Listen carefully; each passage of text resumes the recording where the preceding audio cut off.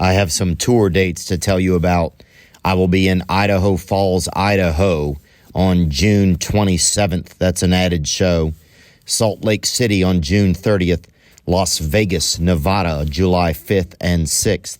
Wallingford, Connecticut on August 7th. And Bangor, Maine on August 9th. Those are all new dates. Get all your tickets at theovon.com/TOUR. And thank you so much for your support. Today's guests are probably the most requested guests that we've ever had. And that's the truth. They're out of New Orleans, Louisiana, baby. You know that. And that's where we came to spend time with them, down here on Carondelet Street at the Maison de la Luz Hotel. They have a new album called New World Depression. Nobody's done it like they have. Nobody's fan base is like theirs is. Grateful today to spend time with the Suicideboys.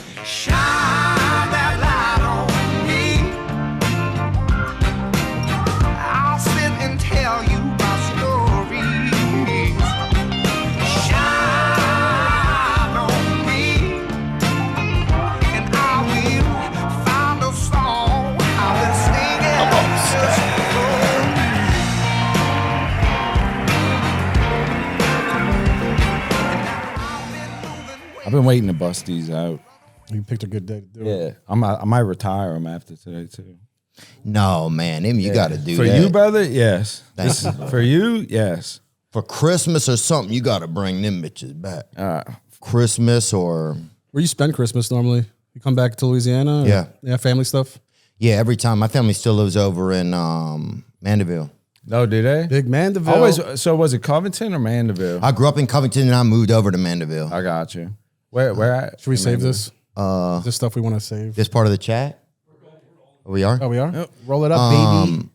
Yeah, I grew up in Covington, down by Lee Road or whatever. By this dude. Yeah. It was down the there. Lee Road boys. Oh, bro. Woo. A lot of people, dude. A lot of homemade tattoos, body work. Yeah.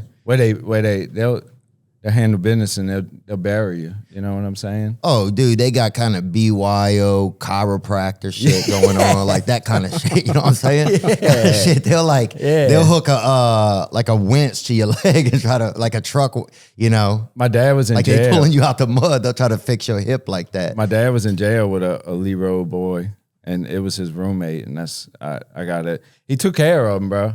You know what I'm saying? Like he knew the ropes. He took care of him, but. It's Blair. You remember Blair? Did you ever meet Blair? Oh, yeah. I did flooring with him and shit when we first started. Laying tile down? Yeah. Big Xanax? Yeah. Oh, yeah.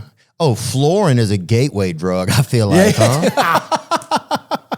Bro. How is that? I went to that job sober in one Louisiana, day. it fucking is. That's I went for to sure. that job sober for one day just because I didn't have shit, bro, and I was assed out. So I went there sober for one day, and by lunchtime, I was willing to suck some dick for something. Hey, bro. Yeah. Straight some up. female dick, let's say that. Yeah, that's cool. Some 2024 dick. Yeah. My friend had a joke of like how people in Louisiana, like blue collar guys, workers, they'll like verbally express their resume to you to hire them, but their resume is like, oh, I don't do pills no more. I do good work, like whatever. And that's like, that's how they get the job. I'd rather hire if you do pills. They do better work. 90-degree angles only, bro. One dude told me once. I'm like, well, yeah, that's what we expect. When I was off that shit, bro, I was on it, bro. Really? Employee of the month. Nuh-uh. Yeah. Depends on which specific one it was. Oh, yeah. When I was managing a restaurant, Xanax was not my friend. I'd let them do whatever they wanted. I think that's where me and you differ. They were all my friends. Really? Some were better friends than others. Well, if you want to get I mean, into who that? was a better, or I don't know if there's a term for better drug user. I wasn't good at it. I was too sensitive with drugs. Scott and I were both way too good at it. He started young. I started young. I started young, and then basically by 16, I had my first pain pill. I was drinking before that, and every time I drank, I blacked out. Like, you know what I'm talking about. I couldn't help it. You know? So you would do it every time? Oh yeah, every time. It wasn't like Scott was balls to the wall every time. Yeah, it that wasn't was like, it. Yeah, I had no control whatsoever. But I took my first pain pill at 16, and then from then, I was like, fuck, I want to feel like this every day. Like I get it now. Cause I grew up, the way I grew up, I hated all that shit from just growing up how I did. And I was like, I'm never going to touch any of that shit. And I didn't for a long time until I did. And then once I did, you know, it's like I get it. Yeah. I get it now. I get why. So from 16 on to 2019, every day. Yeah, it was every day, balls to the wall. It started with pain pills, went to stronger pain pills, went to heroin. Then the worst it got was toward the end where I was just speedballing all day, like 20 Adderall a day, and 20 Xanax a day to calm me down from that. That's the Louisiana speedball. Yeah, yeah. And then you know, whatever, opiates, we can get fentanyl patches, whatever, dude. Oh, yeah. People will do pickleback heroin in Louisiana, bro. Yeah. People will be like, what are you doing, bro? Shit, that drug's always been super prevalent down here, especially in New Orleans, you know? Yeah. What about your first, do you remember taking your first pain pill ever or no? I do. Wow. I had surgery when I was 13. I had two screws put in my ankles for a skateboarding injury that I got into when I was 13, and they did surgery, and then I was prescribed Vicodin, and I would just like lay in my bed. The Vicodin pill bottle would be like above on my headboard, and like every few hours I was supposed to take one, and I got hooked. And after I got recovered and I started like being a teenager and being social and all that stuff, that's what I wanted to find was painkillers. Oh, yeah. I remember once I took a couple Somas, bro, and I felt like I didn't have any arms for almost half a day. Well, like the Trinity is supposed to be the Trinity. A Percocet, a Soma, and a Xanax.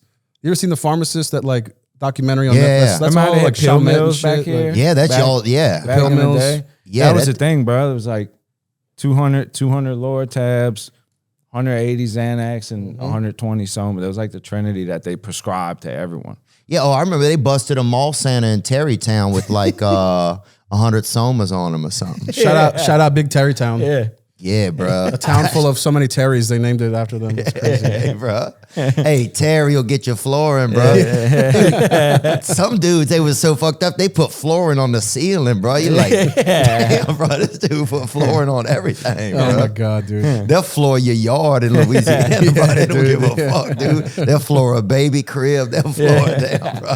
New tile for They'll the baby floor crib. your grandfather, bro. You leave him sitting around The long enough. mausoleum's got new tile. Yeah, fucking right. That's crazy. You guys, that's crazy. You remember your first pain pill. Oh, yeah. That's crazy to think of how strong they are and how powerful they are, that's like a core memory. Bro, it's like a very euphoric, like, it's like almost like a coming to Jesus moment. Like, it's like this. Mine happened in a different situation. My papa had passed away when I was 16, and he was like my dad. You know, me and him were super tight. I love that man. And when he passed away, you know, I came across a pain pill. Coping with the sadness. Yeah, and I, you know, at that point, I was just like, you know, like this is too painful. I can't deal with this. Fuck it. And you know, he had his funeral that day, and for me, it had the opposite effect. Like I didn't get sick. I didn't get tired. I felt like great. That they get sick. I know. I felt euphoric. You know what I'm saying? Yeah. Like I was running around the funeral home. I gave a eulogy. Everybody standing to give bro, me. you'll get a goddamn Emancipation Proclamation. Yeah, right. Like, he only look. I will say to this day, I've heard it's the only eulogy with a trap beat behind it. Bro. So I am saying that's the rumor going around. Bro. DJ Scram with that eulogy. Yeah. Dang, that's crazy. Yeah. So do you think you would have been able to get that eulogy if you weren't on the pills? No. Wow. So that's I was too hurt. I wonder if that's how. Like, I wonder if that. Was that like the first time you ever like kind of spoke like that? It was the first time in my life that I was comfortable in my skin. That I felt like my whole life, I like there was something off. Like I didn't belong here. You know what I'm saying? Like I could never be comfortable in my own skin. That was the first time where that happened to me. I felt good. I didn't have a care in the world. And I was like, I made it a point. I told myself, I remember, I'm gonna feel like this every day for the rest of my life, and I that's what I set out to do from the time I woke up to the time I went to sleep, and that's. So how does music even get started then by you guys if y'all are already? Well, it's hard to get a pillhead to finish painting the baseboards, dude. I'm probably the most productive. If you hold pills above their head, you can get them to do anything you want. Anything you want, they'll do it. You know, and I don't know. Our paths started differently. Yeah, and it wasn't like we were so fucked in the beginning. Like it was very much a fun thing, and we were ignorant, thinking like that story that you hear about death in jail, that's not going to happen to us because we're smarter than that. We know how to do this the right way. But you know, give it 10 years, and we're at that point. Yeah, you know? yeah. So the music always came first. It was never drugs first. The music was always first, and then at some point, it kind of the lines got blurred a little bit, but. Yeah, so then who starts the music first, man? Because one thing that's crazy about you guys' music, I was listening to so much of it over the past month, trying to like decipher, like, okay, is there certain beat, like, where did some of the sounds come from? Like little things. Sometimes I hear a little bit of like Bone Thug, maybe I would hear. We used to get that so much when we first started. Yeah. Did you really? We used to get compared to Bone Thugs all the time. But then sometimes I would be watching, I would almost think of that movie Gummo or something a little bit. Did you ever see that movie? I've never seen Gummo. He's seen a lot of movies. It's super artistic and like bizarre. It's very bizarre. And kind of like off violent, kind of like, yeah, I mean, even just looking at that picture. It's disturbing. Like it's a disturbing movie. And I was like, this shit, it's like, it feels, it's music, but it feels like a disturbance. That's what you guys start, like some of y'all stuff feels like that to me. Yeah. Like I want to disturb shit. Yeah, we want to disturb shit. We want to make people feel weird. We want to make people feel, I don't know, at first we were super edgy, like just saying crazy shit just to see reactions out of people. Going for the shock factor. Shock value, all that thing. Yeah. And But you must have liked that. Like there's a thing that you know what I'm saying? Like we like. I just So like, for me- I like pressing buttons. Yeah. For me, I grew up on like 3-6. That was my biggest influence in Which is like the old spine Memphis. of Suicide. Yeah, like old Memphis music from like the 90s. And my uncle put me on that when I was like 8 years old, and I just got obsessed.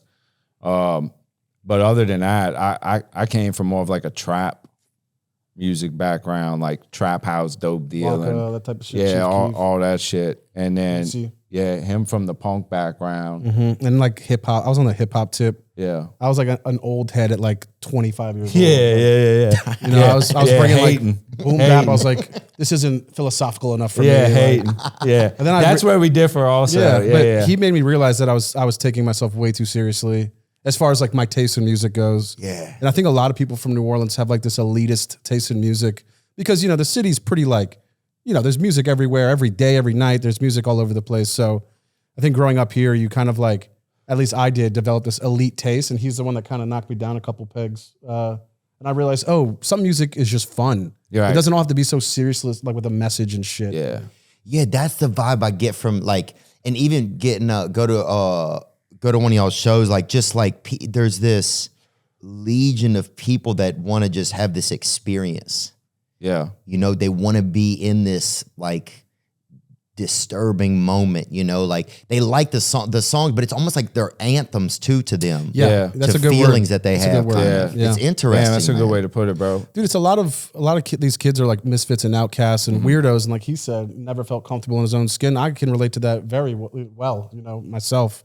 So I think we provide a place for these kids to feel like they're surrounded by their people. Yeah. And Yeah. they come and A they community. like, and it's like this emotional, like, they can like get their emotions out by getting in the pit or yelling lyrics, or like, you know, maybe you'll meet a girl there. You might meet your best friend there.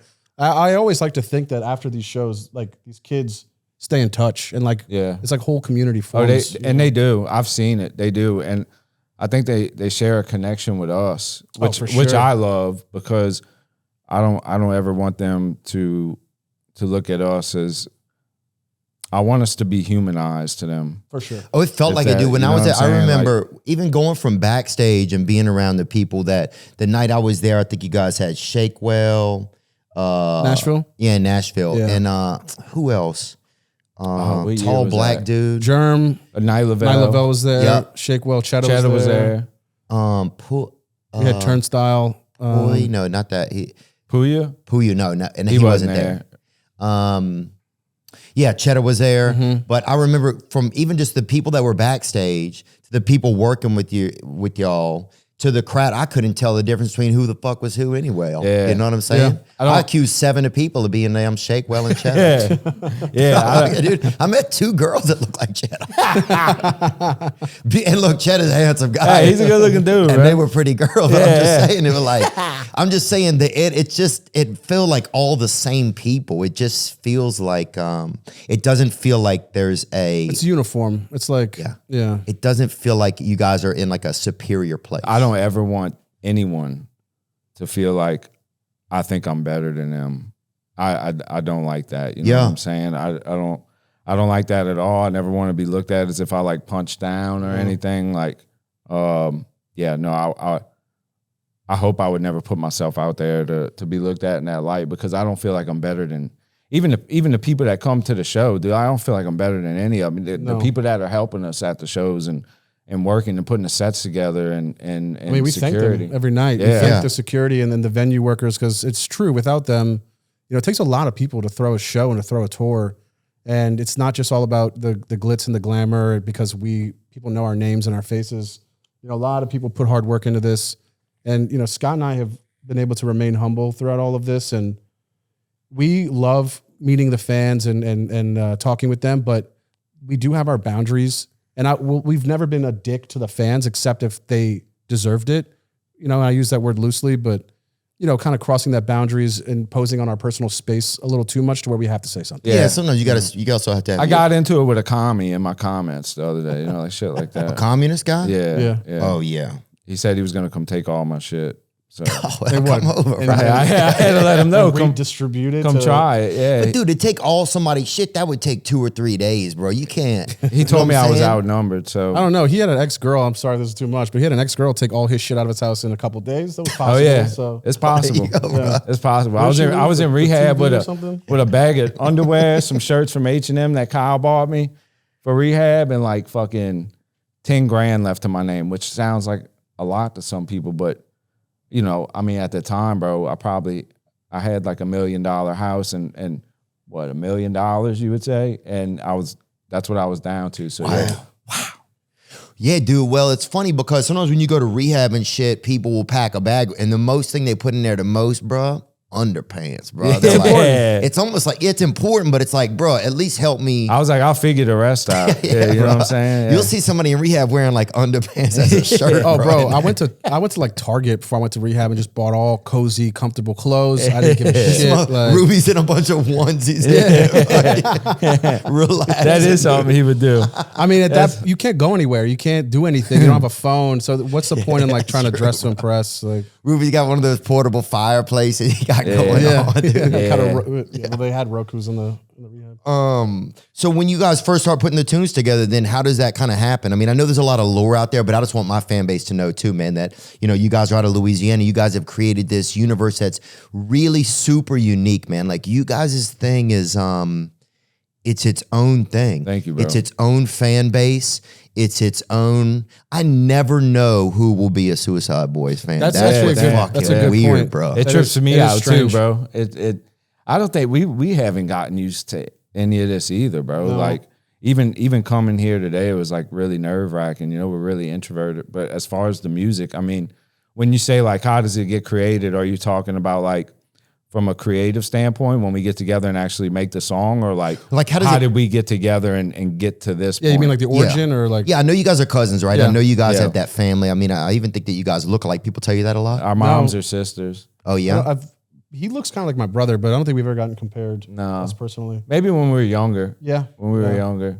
But it's just it's a kind of wildest sound or feeling or thing to come out of New Orleans. It's really interesting because you wouldn't think it. If you played you guys music for people from, and they were like, where do you think this came out of? I don't know if they would say New Orleans. Right. I don't know if they wouldn't. Right. I agree. But it's just what you guys have is so unique. It's not mainstream. It's your own thing. It's huge. I mean, you guys you guys are playing arenas. It's like it's fucking crazy. Yeah. It is. And it's kind of it's all you and your fans thing, right? That's what I think feels like it's y'all's thing. I almost feel like an outsider even getting to spend time with you in a way, right? Yeah. I mean, you and I are close, and I'm grateful to, we're both from Louisiana, but and so I'm grateful for it, but still I know that that's y'all's world, right? And So I guess what I'm asking, like how does that first thing start to kick off, and how do you know you're making something that you feel brave enough to put out there? Or were you just were you just kind of? So he started off like he used to rap and you were in a lot of bands growing up. My path was different. I started off DJing when I was 13. I was listening to Q93, you know Q93. Oh yeah. And bro. DJ Rowe was on there, and he was it was the first time I ever heard someone blend two songs together, and it tripped me out. So my parents got me like this little $100 DJ setup for Christmas. And I started from there. About fast forward, I'm DJing parties, all that, throughout high school. And that was some fire, huh? Friday, it went down. It went down. Kyle knows it went down. People needed you then, bro. We had some good times, bro. It was wild. Legendary times.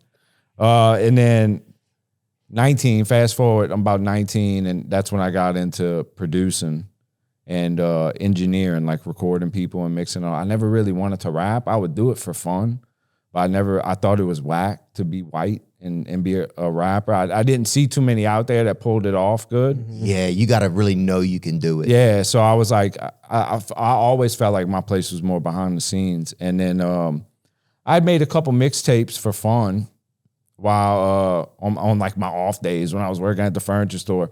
He reaches back out to He was selling furniture, bro. Weiner Court. Slanging used furniture at that. Yeah, bro. Who was it for, bro? What furniture? Weiner Court furniture. Yeah, Weiner there Court, in bro. Jefferson. Yeah. Dude, I rented some shit for fucking Weiner Court one time. Yeah. During Katrina, I had an apartment or something, and we put some furniture in there. Some Weiner Court, bro.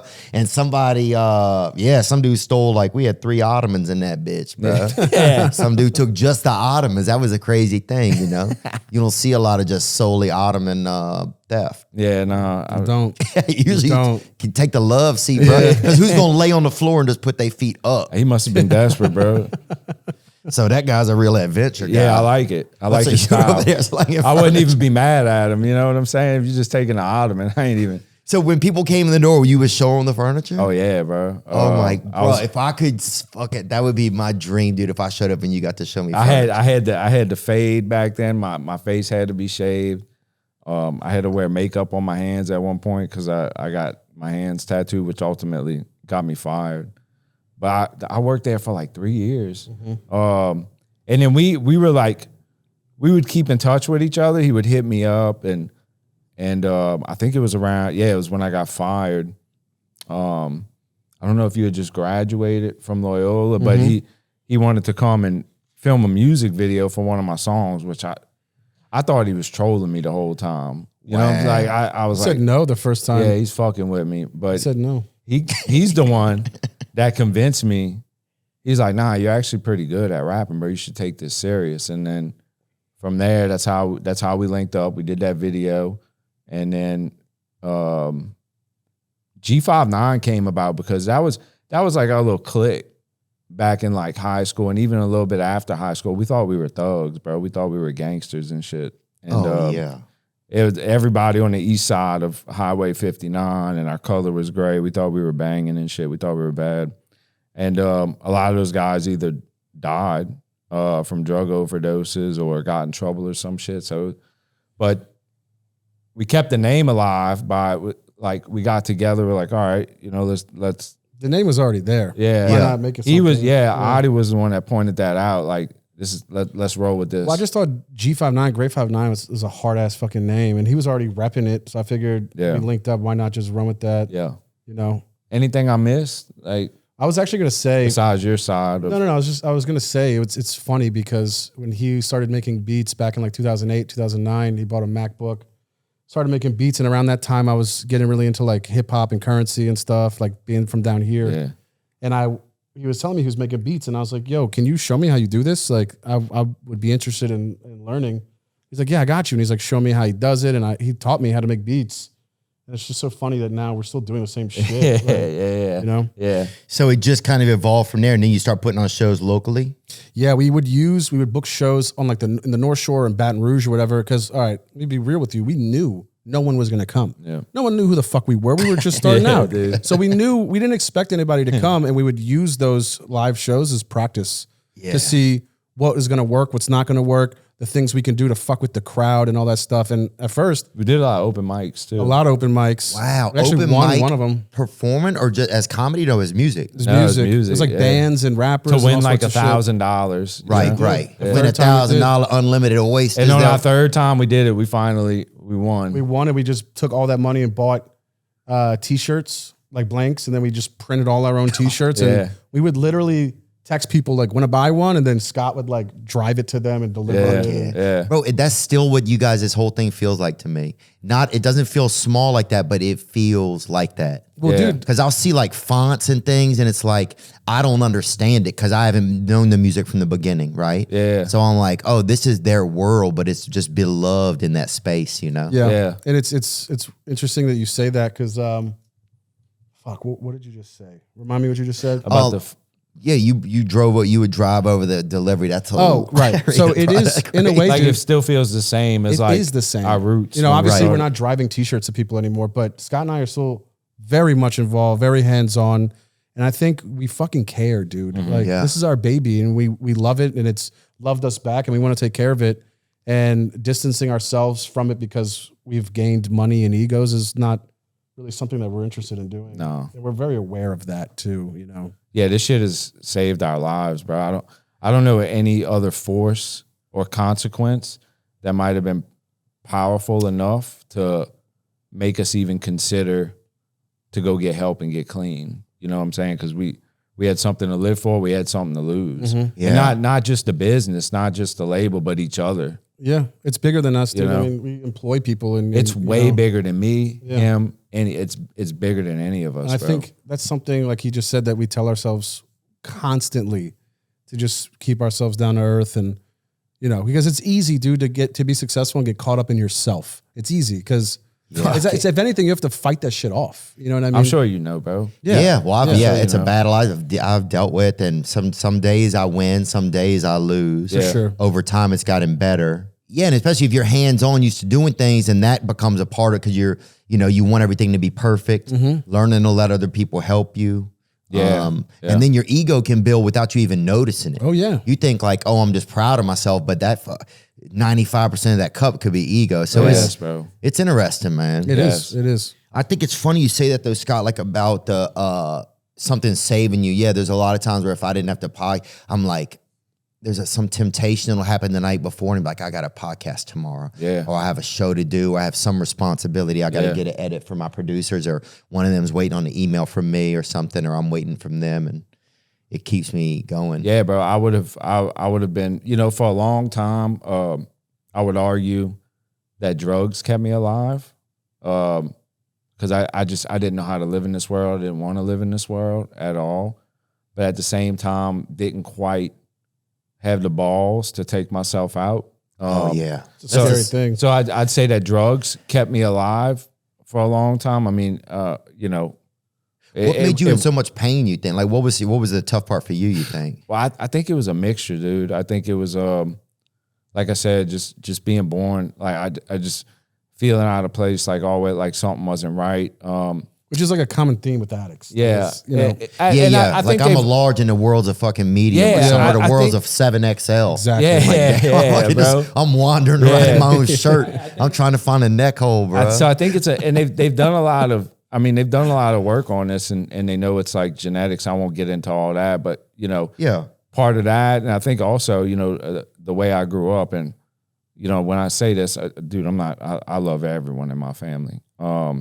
I'll go above and beyond for any one of them, but everybody was doing the best they could Yep. with what they knew how to do. But it was still tough. It was some tough shit to grow up in.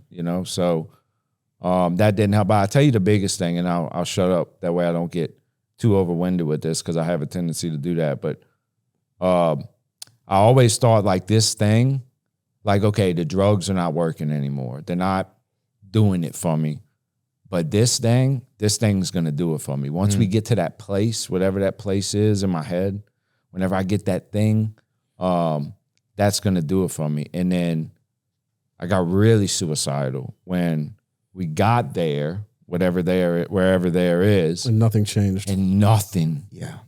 changed. Now I feel worse because if this don't work, Yeah.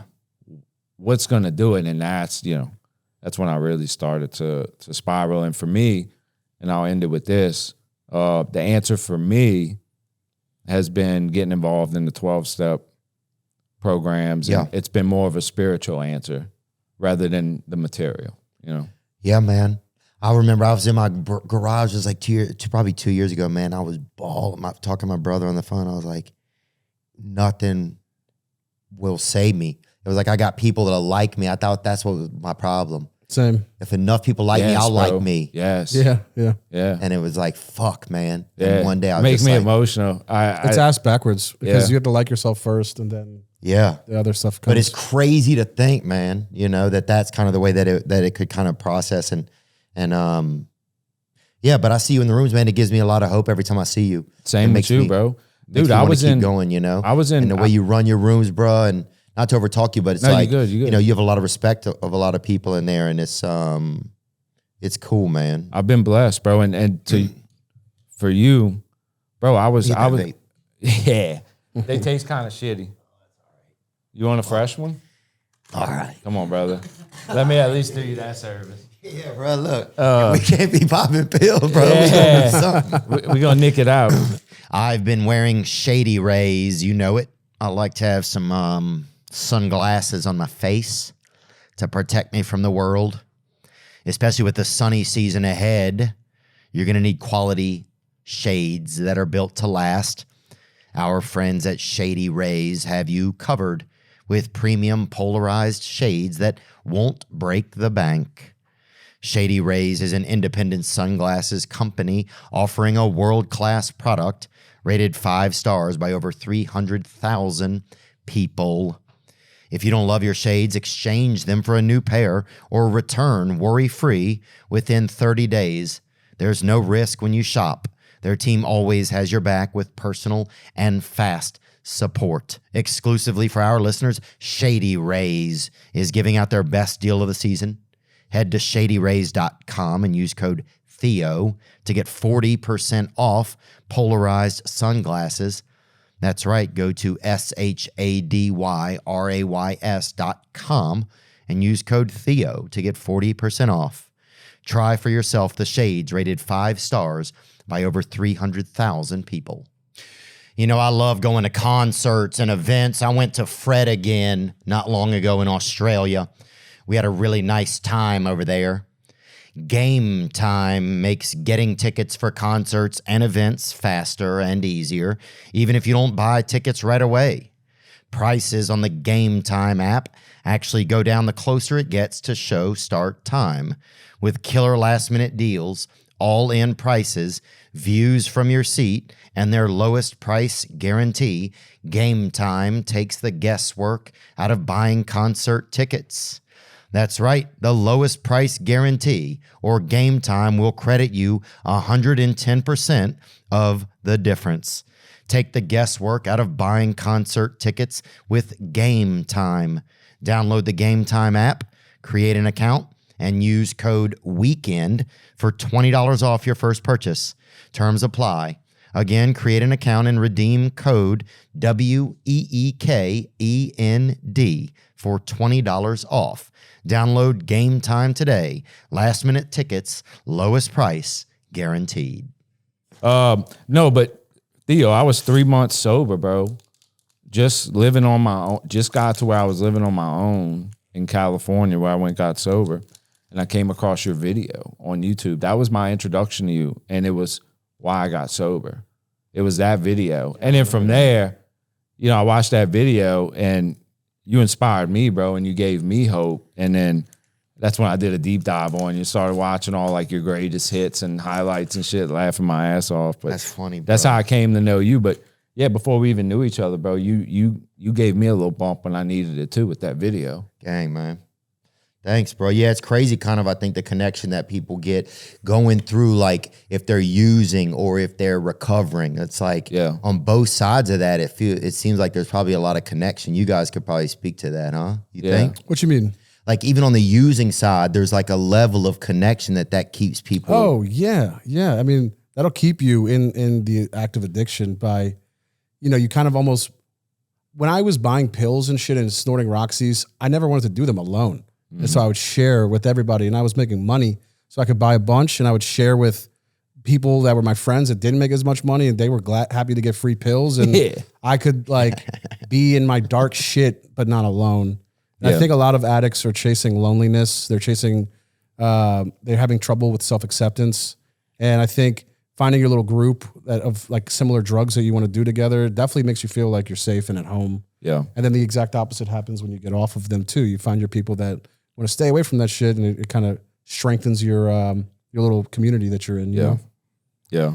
What were some of the what have been some of the highlights? I mean, because you guys have a success that I think like a lot of people don't really know it in a lot of ways. A lot of people do, but y'all aren't a mainstream thing. Yeah, it's like, is that offensive to say? It doesn't No, feel no, offensive, not at right? all. If anything, Okay. I kind of take offense to the opposite, that people do consider us mainstream, and I don't think we are. We are in maybe how popular we are or how many people listen to us, but you know, you're not going to see people like us. to gatekeep. You know what I'm saying? Yeah, Like, especially our fan base. Yeah, they love like- to gatekeep. What does that mean when people say gatekeep? They feel like it's their thing. Oh, bet. You have to deserve to be our fan. Yeah. It you have feels to- like that though. Yeah. You know, every fan that we meet, whether it's like we're just out and about and we run into somebody that recognizes us, ask him, and I bet you he'll back me up. 10 times out of 10, they tell me that they've listened to us since 2015. Yeah.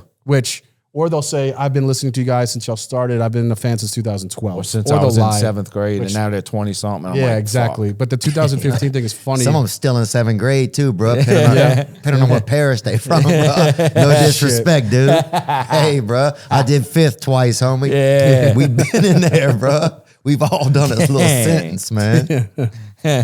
No, but that, Yeah, that- it is. It's their world. That's why even like with talking with you guys, it feels, since I wasn't there from the beginning, you don't feel a little bit of, you're like, oh, this is their thing. Even when I meet y'all's fans, it feels like that. Yeah. It feels like they're people that have feelings and they've been through something.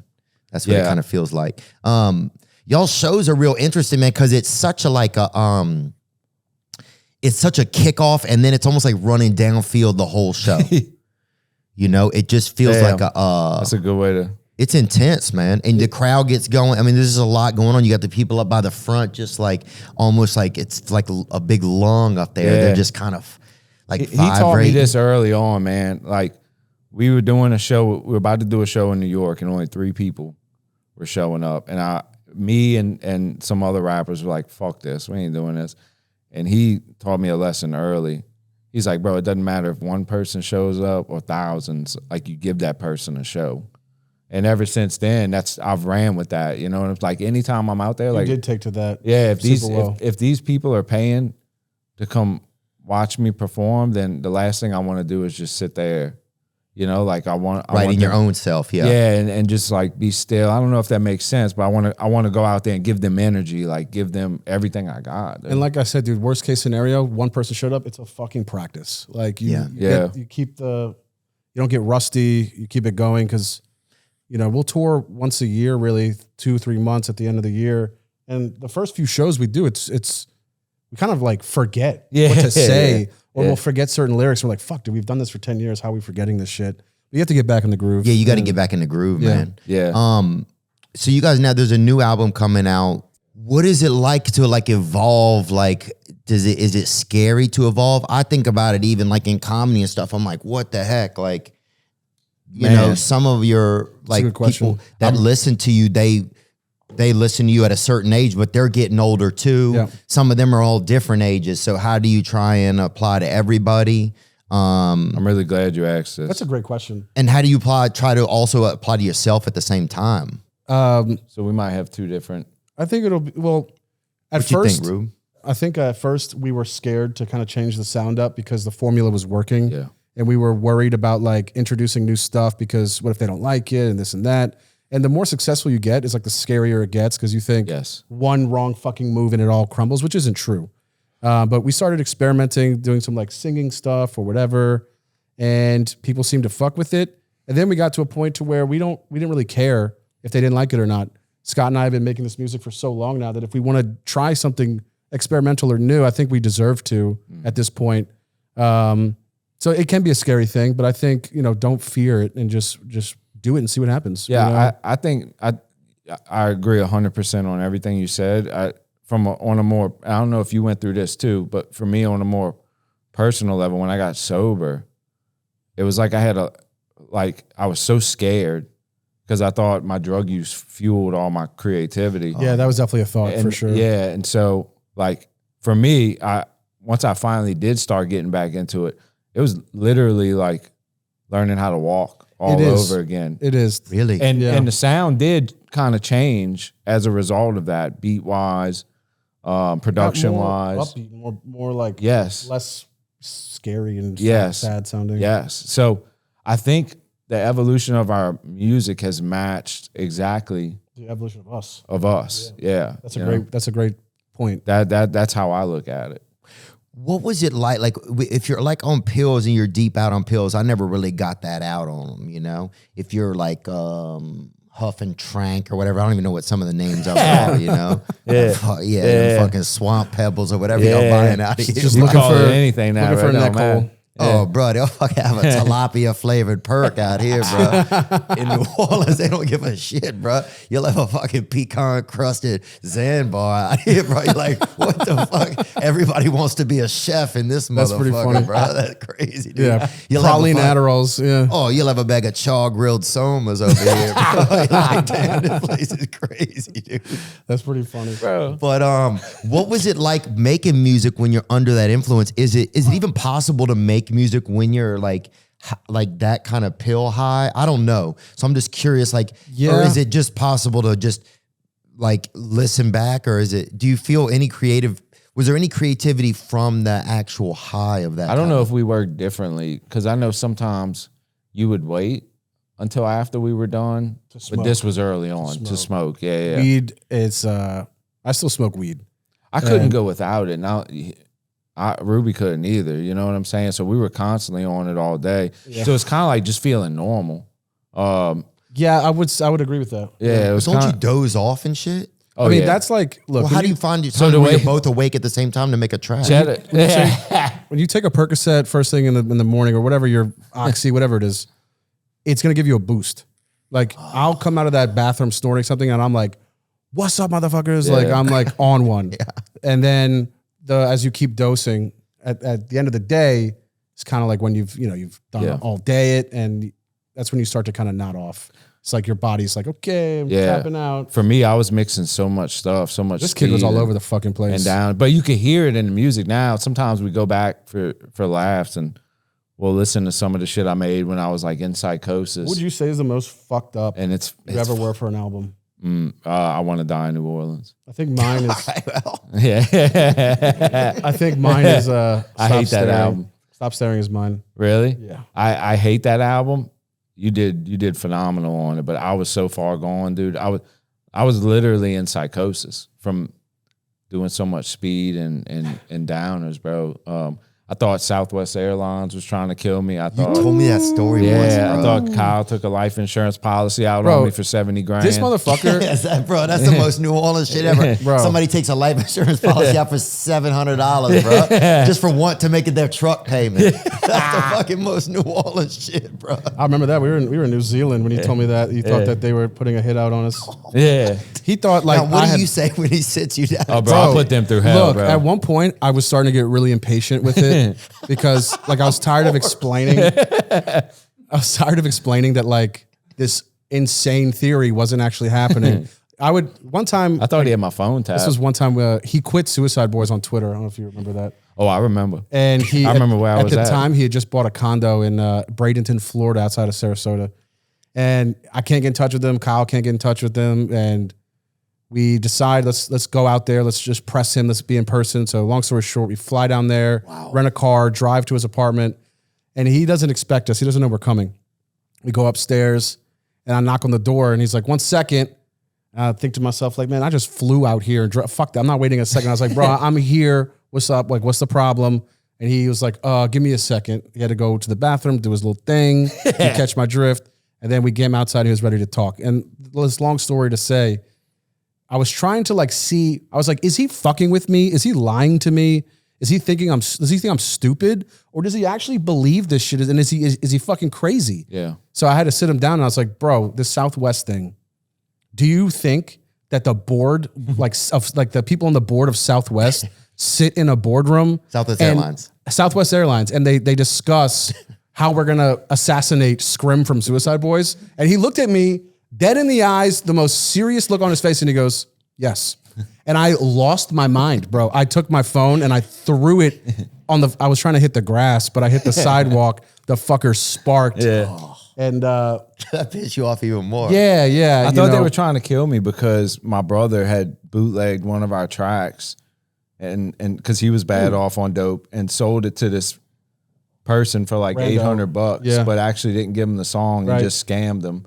And I thought the person he scammed was the son of somebody on the board of Southwest, and they were just going to take me out. To speak on the other, on the other side of things, I'm thinking, what is coming out of his mouth? Is it real or not? Come to find out, the story of his brother stealing a song and selling it is true. So it's like, and I'm sitting there, and I feel bad because I'm like been calling him a liar in my head and all this shit, and then I find out it's true. So then I'm like, all right, so is all of this true? I still refuse to believe that the board of Southwest is meeting to discuss his assassination, but I had my brother and my family believed that was a crazy fucking time. Bro, I was very convincing. I had fans tweeting at Southwest Airlines on Twitter.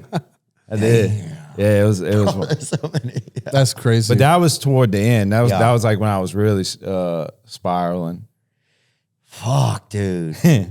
It's interesting though that you guys were at least had a close enough connection because a lot of bands fall apart from that kind of stuff. A lot of groups, a lot of teams fall apart. Everything falls we're apart. family. I'm glad you I don't know brought you that. know that, but we're family. Right, but for you to go there and want to actually just to think, let me see what's really going on with Dude, them. we've never even hit each other. Like we've gotten in each other's gotten faces, close, ready to fucking beat the shit out of each other.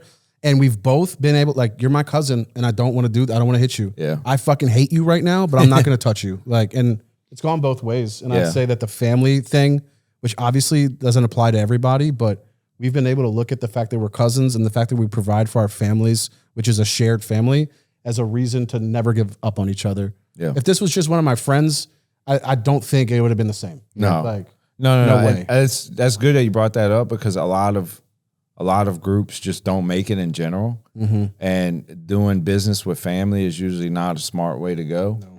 But for us, I mean, it's the only time it worked out. yeah, I think it's just a unique situation. Bro, we both got the same granny to answer to, and she ain't nothing nice.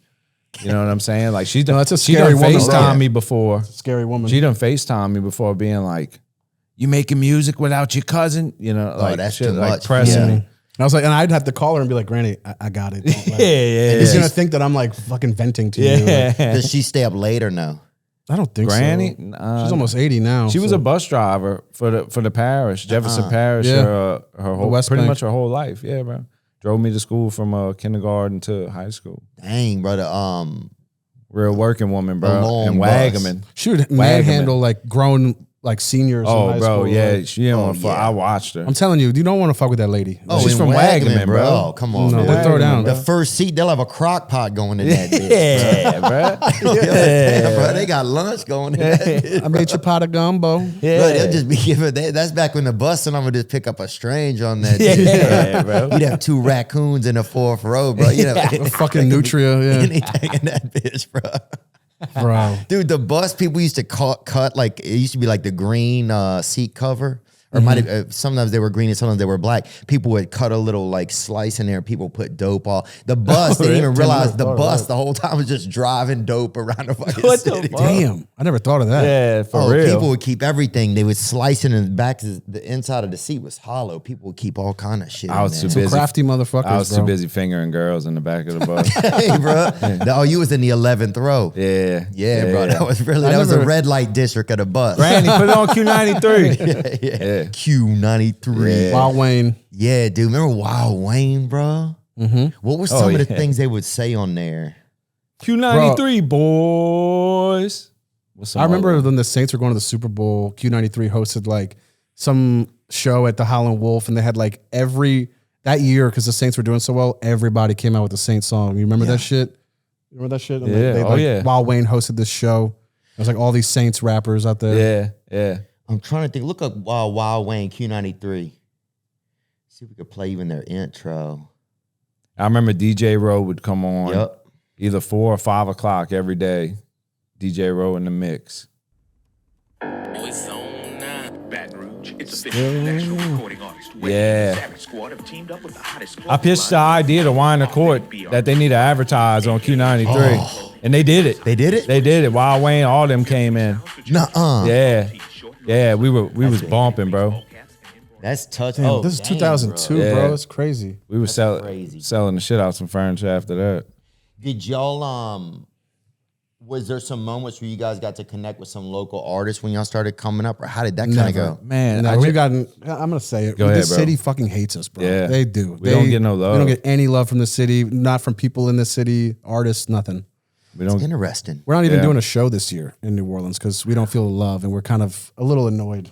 Yeah, we got out of every arena we went to last year, New Orleans absolutely treated us the worst. Like garbage, dude. Like we were. It was- like they were doing us a favor. Like, Yeah, I was actually like mind blown by it. But And what is it? Do you think? What do you think some of that is? You guys, you guys are something so different. right. I don't know if that has something to do with it. I but think people get turned off by the name, Yeah. Suicideboys, and I know that like That's Ricky facts. Loomis doesn't fuck with us because of that. Yep. But what a lot of people don't understand is it's not, you know, it might have started off as like a way to say stupid shit, but it's definitely become a thing that people relate to, and it's become an important part of some kids' lives. And you know, Scott and I want people to do well. You know, we're not like Yeah. trying to like tear people down. So it's funny how people get the wrong idea. I'm glad you said that because we never intended.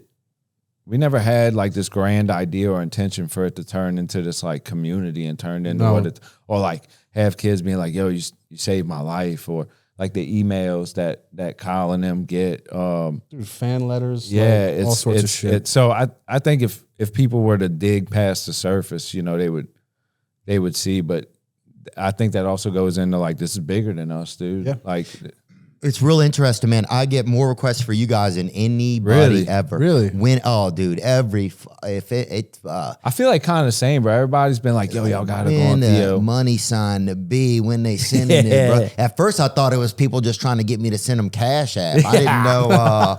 Sending money to OB. Yeah, the first 1,000 I got, I'm like, funny. who the fuck is this guy, bro? This dude, they running a GoFundMe for this group. Yeah, be hurting. But then I was like, oh, damn, everybody wants to see these guys. This episode is sponsored by bluechew. Let's talk about sex, guys, wienering. Guys, remember the days when you were always ready to go? Now you can increase your performance and get that extra confidence in bed. Listen up, bluechew.com. That's it. BlueChew is a unique online service that delivers the same active ingredients as Viagra, Cialis, and Levitra, but in chewable tablets and at a fraction of the cost. You can take them anytime, day or night, so you can plan ahead or be ready whenever the opportunity arises for some wiener and for some sex. BlueChew wants to help you have better sex. Discover your options at bluechew.com. Chew it and do it. And we've got a special deal for our listeners. Try Blue Chew free when you use our promo code Theo at checkout. Just pay $5 shipping. That's BLUECHEW.com, promo code Theo to receive your first month free.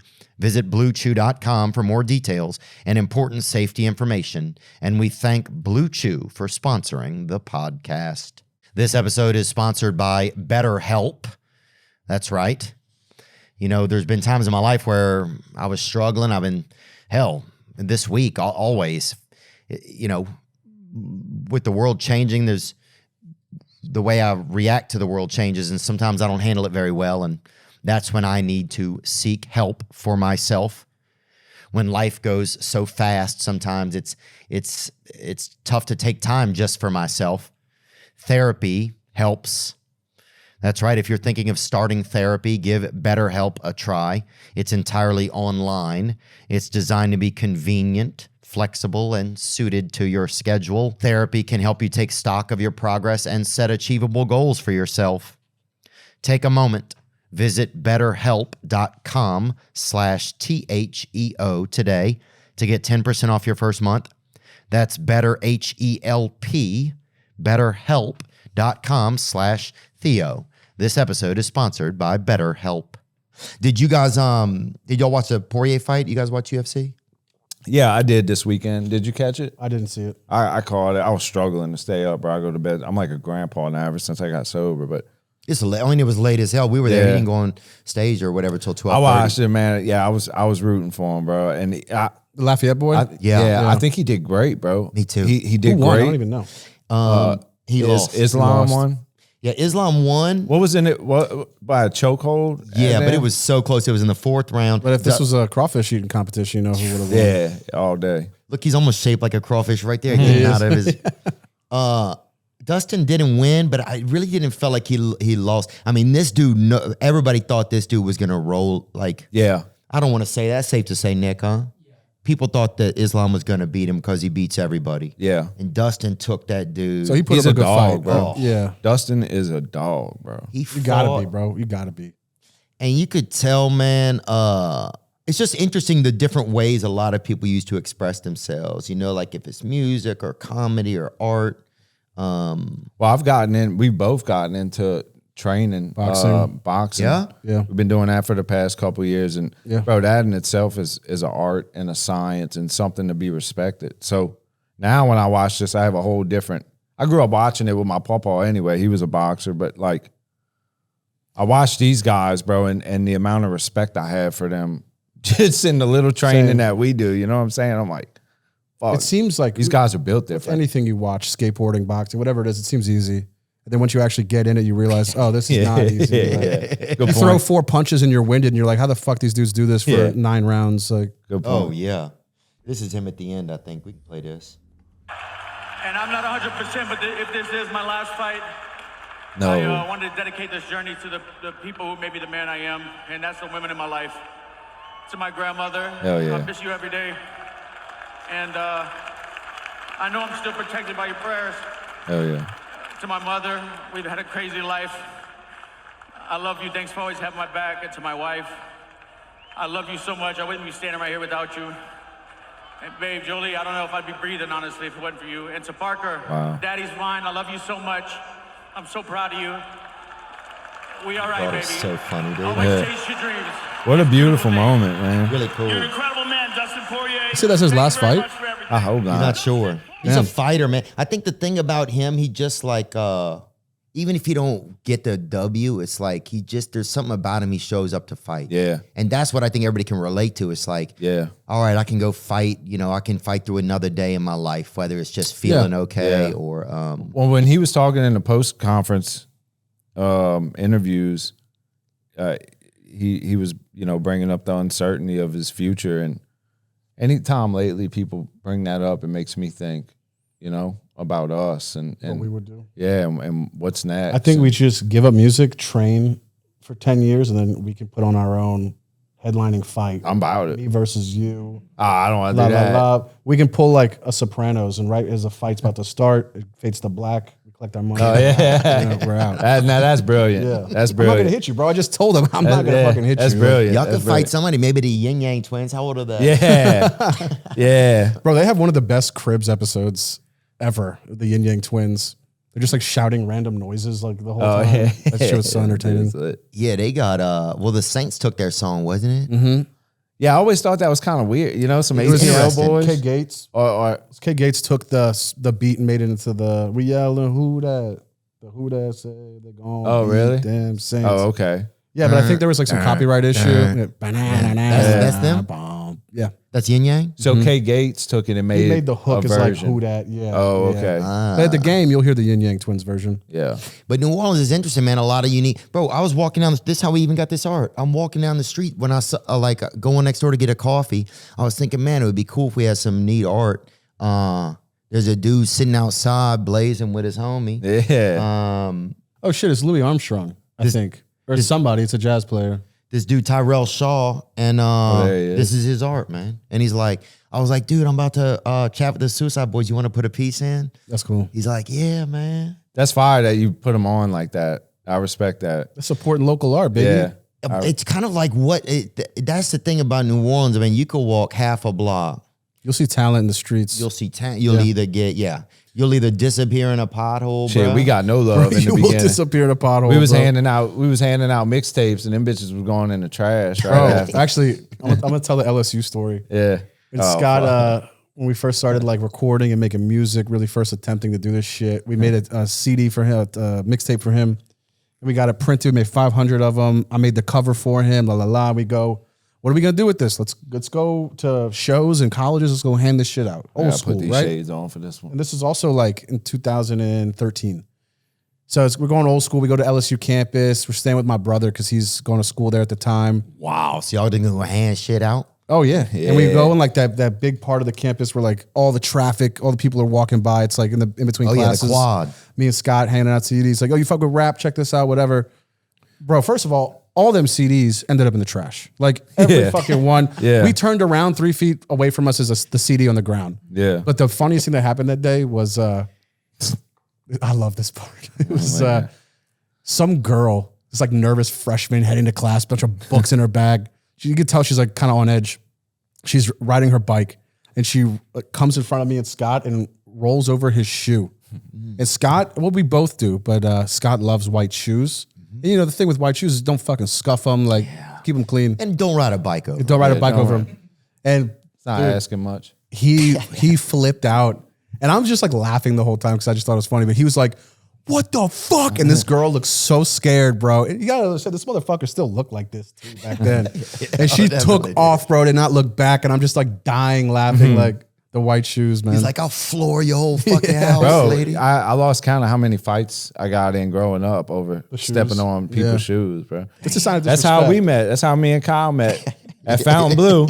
Because this dude was cutting the line. I stepped in his way. It was exam week. I was starving.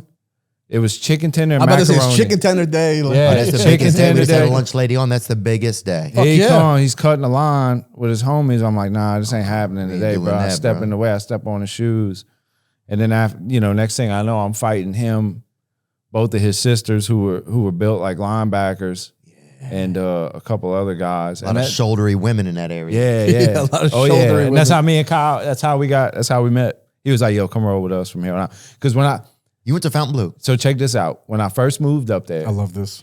I was because it's in St. Tammany Parish. That's, so yeah. So look, I grew up on the West Bank, bro. I'm Henry Ford. I'm used to. If I Metal- may- yeah, if I go may, ahead, go ahead. I just want to set you up. Yes. You know this, but for our audience, the Mandeville is the area of like the families where all white and take family portraits at the beach. Yeah. yeah. That's the Mandeville's, vibe. yeah, it's fancy. That's over the there. vibe. Yeah. So my bad. Continue. No, It's thank you fancy. for that. And West Bank is definitely different, bro. Oh, There's a it's lot of way places. We're grindier. doing what we gotta do to get by. Yeah, Yeah, way you'll have a grindier. fucking you'll have somebody get buried in an oyster Yeah, half shell or yeah, something yeah. over there. You'll Yeah. have a lot. They got some couple cuties over there in tall timbers. I know that, but Yeah. otherwise, Yeah. it gets a little bit. You never know, bro. You'll have Yeah. a dude have his eyes taken out of a couple dice put in. No, his head, 100%. Type 100%. shit, Yeah, dude. yeah, all day. So So Scott's coming from that area. I moved. Yeah. So Scott's moving in. Yeah. our neighborhood's getting really bad. We just had my youngest brother. My dad's like, all right, I'm getting there. I'm getting the family up out of here. Moved to Lacombe, right by Mandeville. So I go to Fountain Blue, right? I show up there. I got cornrows in. I got a big tall tee. Remember tall tees? I had the Yeah, big tall bro. tee on. I had some Jabos that's about as baggy as these pants. Oh Lord. And my bus driver was black. And even him, when I walked in the bus, he said, "What the fuck are you doing?" So alien just landed, bro. That's first thing this man tells me on my first day of school to ever get on the bus, 5 a.m. He said, "What the fuck are you doing?" That's a long shirt you was in too. So bro. I'm like- Scott got on the shirt. It took a few more seconds. The shirt. Yeah, came he off. It did. Yeah, somebody behind him, like, what the- Yeah. So I sit down and I'm like, then I get to the school.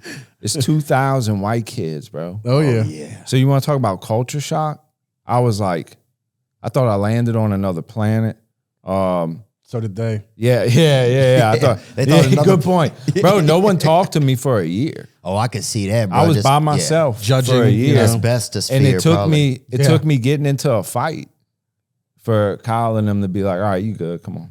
Damn. And then that's That is a way to prove yourself. That's like, the to short show that you version don't of the fuck story. around, you know? yeah. There's something about walking around a school though when nobody talks to you that you create this own universe in your head. Oh bro. yeah. My high Like, it's school. a- I was Sorry, go ahead. No, it's like a first person game. It's like you're living in a first person shooter world. yeah. then, you know, It's Oh, true. yeah. I was gonna say he had that experience. My experience in high school. I went to Jesuit. It was all boys, Catholic, prep school, whatever. And I definitely did not fit in that school. When to this day, if I I say didn't know you went to Jesuit. see when I say I went to Jesuit, people are like, "What? You went to Jesuit?"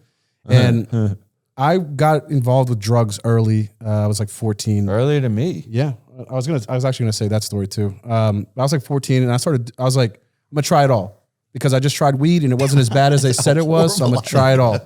I'm gonna fuck bitches. I'm gonna do crack, all that shit. I did it all. Oh yeah, I love how those are the two.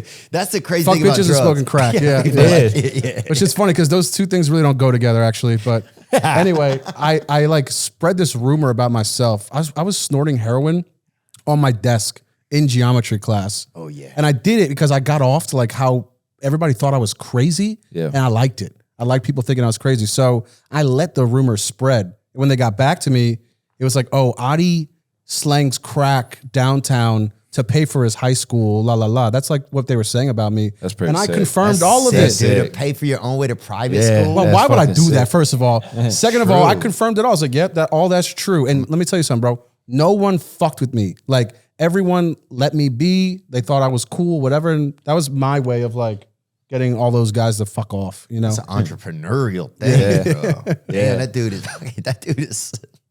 yeah. It's always been like It's that. also like doing the most for like what? You know? Yeah, Yeah. that was a fun time though, bro. Yeah, we used to always hear stories about Lil Wayne driving to school. Did y'all hear that story? That little I Wayne, believe it. like somebody got him a car when he was 14. He didn't even have a license, I believe it.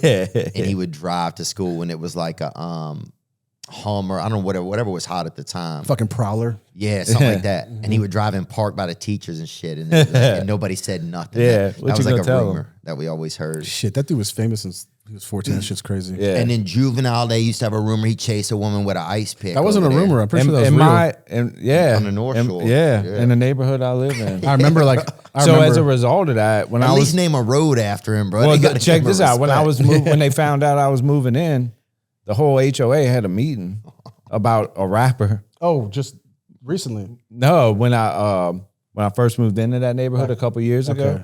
they had a meeting about whether or not we like this rapper moving in. But I mean, little do they know that. I mean, dude, I'm so low key, bro. Ain't It happened to shit us going too when we had recently moved to Florida. Florida too? Yeah, and Yeah. they found out these two rappers were moving into the neighborhood, Not and they happy. threw a fucking fit, bro. They were not having it, and then we move in. They realized we like are quiet, nice, Yeah, bro, friendly so guys. Yeah, dude, I was like picking up my neighbor's kid from his school, like the other day. Yeah, bro. Like, Well, I think there's been a history of like, I mean, you had like, when I was in college, Master P would come over to the rec center and shoot ball. Oh, And he really? would come with Silk, and he would come with, Shout out fucking Silk. sick, yeah. He would come with, Silk's still in jail, isn't he? No, see, Murder's still in jail. See murder, yeah. See, Murder would come with them, and they would have all kind of guys over there. But then some of those, yeah, like See Murder went to jail. You had Juvenile went to jail for a while. Then BG went to jail. I think there's so much history of a lot of New Orleans rappers, like Mystical went to jail. Oh, yeah. So you have a lot of that culture. I think it probably Damn, I didn't even put all that together. Like how many New it Orleans gets fearful rappers? for a lot of guys. Yeah. You know, Yeah. Boosie was in jail for A long time. Like what, 5 years, 4 years? 8, I think, maybe 7. 8? God damn. I mean, when you think about that, That's Well, that's crazy. why Boosie moved out, bro. That's why he BG got was in out jail of for like a here. decade. I With your know. dad. Like they were in the Oh yeah, in when my jail dad together. was Really? in that. Yeah, BG was No in way. that. Yeah. His dad told us a story about his dad was in St. Tammany and so was BG. Apparently BG one day just got fed up. Because imagine being a rapper, you go to jail, how many people are trying to freestyle to Yeah, you? oh my God. You know, like put me on, whatever. And apparently put one, me on and I'm in jail. They Yeah, did it put me on. downstairs, just walking in here, they were doing it. But go There you ahead. go. Exactly. So apparently BG one day makes an announcement to everybody saying, if one more motherfucker comes up to me and freestyles, I'm gonna have a big problem. And they said, okay, bet. And they just beat the shit out of him anyway or something like that. Yeah, But it was- first, I don't know. yeah. Your dad was in St. Tammany? Yeah, he was in St. Tammany. He For like 8 months, 10 months, something? 6. 6? I think 6 months. It was a Oh, we DUI. shot your first video like that week he got out. He got out. Yeah, Yeah, it's yeah. so fucking crazy. Wow. It was like his first day out video type shit. Did you being did you guys' success give him like any clout in the pen? Did he say or anything like that? That was way before- after. Yeah, that was before. That was like actually right before we Got started. We linked up and stuff. Dude, y'all see that Rick Ross car show, man? No, I know he's been. Yeah, I know he puts one on. He put one on in his front You trying yard. to go? I think it just happened. I saw that Boosie before. Look at this. This is his front yard. Hold on, I gotta put my prescription on. That's his cars? No, people bring their cars, bro. So they say. pay to buy tickets to go to this. Oh. They probably got some crazy whips out there. Bro, there's a couple. Damn. See if you, Was this in Miami? looks like it. Atlanta, maybe. I think it's There's one. Damn. That's pretty wild. I've never seen no shit like that before. Yeah, that's pretty cool. See if you get the one with the horses, bro. When you roll in, they got Oh Horses. yeah, that's. I think that's Evander Holyfield's house. He bought. Yo, what is that? A fucking Ferrari? Yep. Just as a horse trough? What Like, the fuck, bro? They got horses eating straight hay out of Ferraris, baby. out of a horse, yeah. That's crazy. Yeah, that's more Bro, horsepower, people just be bro. thinking of how to flex. That's bro. horsepower right there. Bro, that's kind of like a wild. That's a People be coming up with the craziest ways You to have flex. to now. Yeah, You have to. bro. How much bigger can chains get? How much more expensive can your cars Yeah, be? You gotta yeah. start doing crazy shit. yeah. Look at this guy. All these speakers. This dude. This was wild looking. Bro, is that fucking Toyota? You know what I'm talking about, those SUVs? Yeah, that's an FJ. FJ, yeah. That's crazy. Damn. With the Dolphins colors. Dude, my dad That's used to have hard. a Cutlass. My dad bought a Cutlass from a couple brothers that live around the corner from us when I was a kid. I've told this story before, but I only have so much stories. But and my dad was probably 80 years old at the time, right? So he buys this bitch. It had 22s in the trunk, right? He has no idea. He can't even fucking hear. So, bro, he would take Subs? Yeah, 22s? bro. So That's fucking huge. Oh, bro, it was huge, bro. He got Holy it. shit. How I the think trunk closed, bro? the dude had to get rid of it quick, bro. So my dad ended up with it, dude, and he would take us to school, bro. Oh, That yeah. thing would just be what the fuck, bro. My brother got braces and bitches fucking strapped. What were y'all listening to? NPR radio, Fuck. the news, bro. Cloudy, 80% chance of rain. That thunder hit, though. That thunder hit with them 22s, Yeah. bro. Dude, on Q93 though, it would be crazy because even the weather was like, we got a fucking 30% chance of it being hot as a motherfucker. It would always be like, damn, this is an adventure, That's bro. crazy. 22. It might be raining, bitches. Y'all stay woke. Yeah. It was always like the weirdest weather report on Q93, man. Yeah. A little bounce beat going behind. Oh yeah, it would always yeah. be something, bro. Hoot. And B97, that was another one they had before that. B97 was more like top 40, but Yeah. like because it was New Orleans, they also did like some Hot Boy shit and like Wasn't Mark involved in Yeah. B97? Kyle's dad was GM. Yeah. Yeah, and who's here with you today? Just so I notice we can reference them. Yeah. This is our management, Kyle and Dana. Kyle and Dana. Yep. Yeah, nice to see you guys, man. Respect. As much as they try to stay behind the scenes, we always make sure they get seen at least a couple times. But y'all's whole world is like that, man. Everything, that's what I'm saying. It just feels like it's y'all. It feels indie. Yeah. But not in a bad way. It feels like, it just feels like it's y'all's world. It is. Even that little thing right there. It's like a lot of people don't have their management that's- coming. If they do, they're in a suit or something, and it's it just feels like It's family to us, bro. Everybody around us. We've been is- through so much with these guys. Yeah. It's us, our 4-person team right here. Yeah. through a yeah. lot. Like some people, like Will Smith was gonna come on, Come on. but he had some issue. What was it? Was like. It was like a scheduling thing, and he wanted a little more control over the conversation. Yeah, like there was things where like we couldn't, like just you couldn't ask about it, so it was almost like then you're just an advertisement for like a movie or something that they're Yeah. doing, Did know. you not want Yeah. to ask, like, talk about the slap?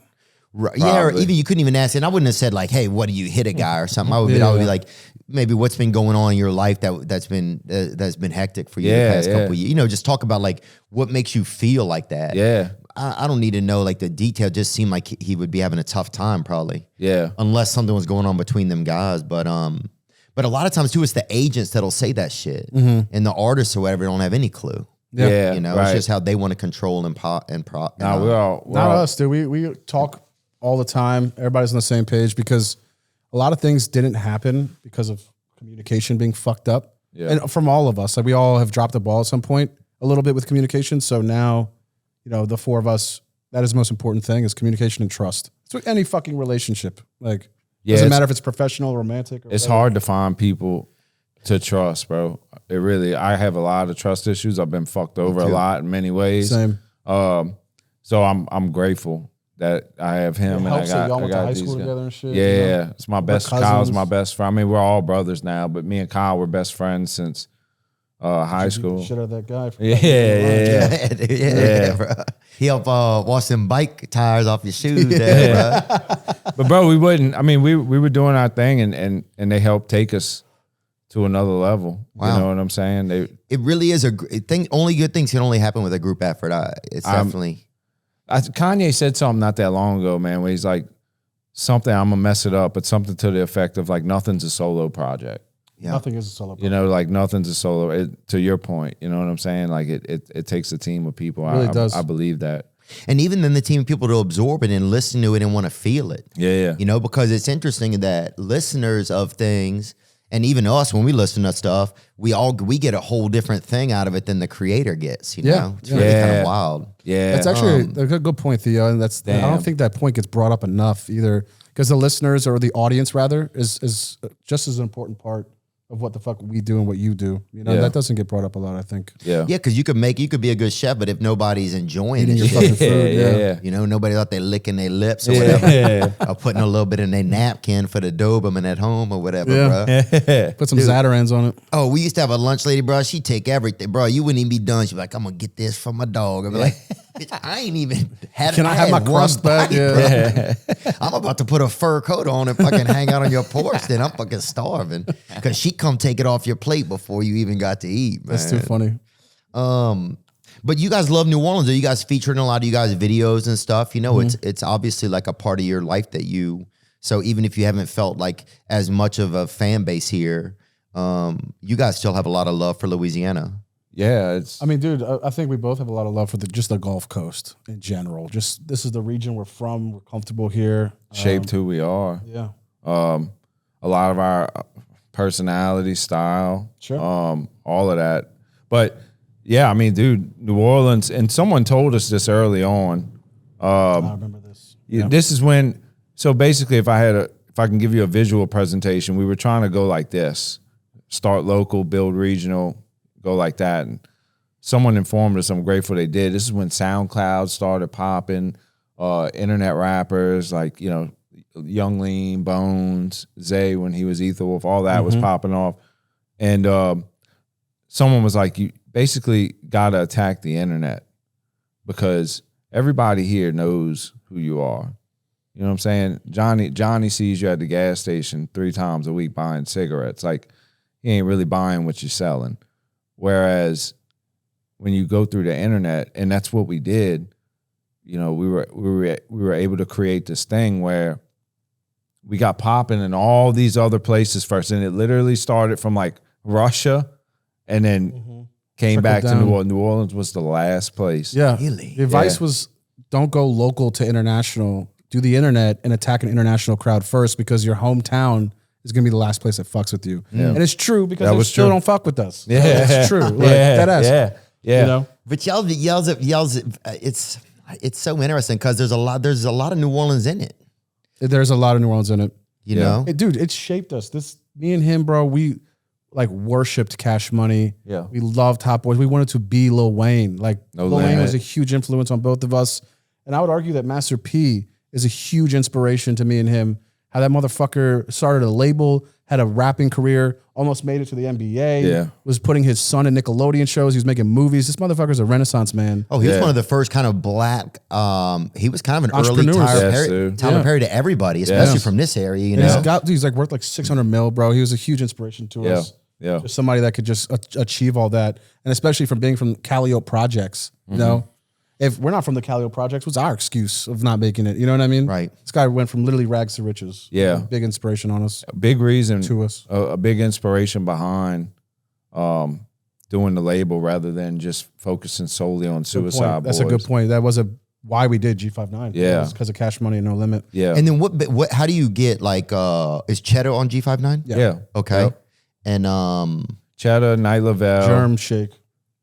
Shake, Ramirez. Yeah. Okay. So we have about 5 artists, 6 including ourselves. Yeah.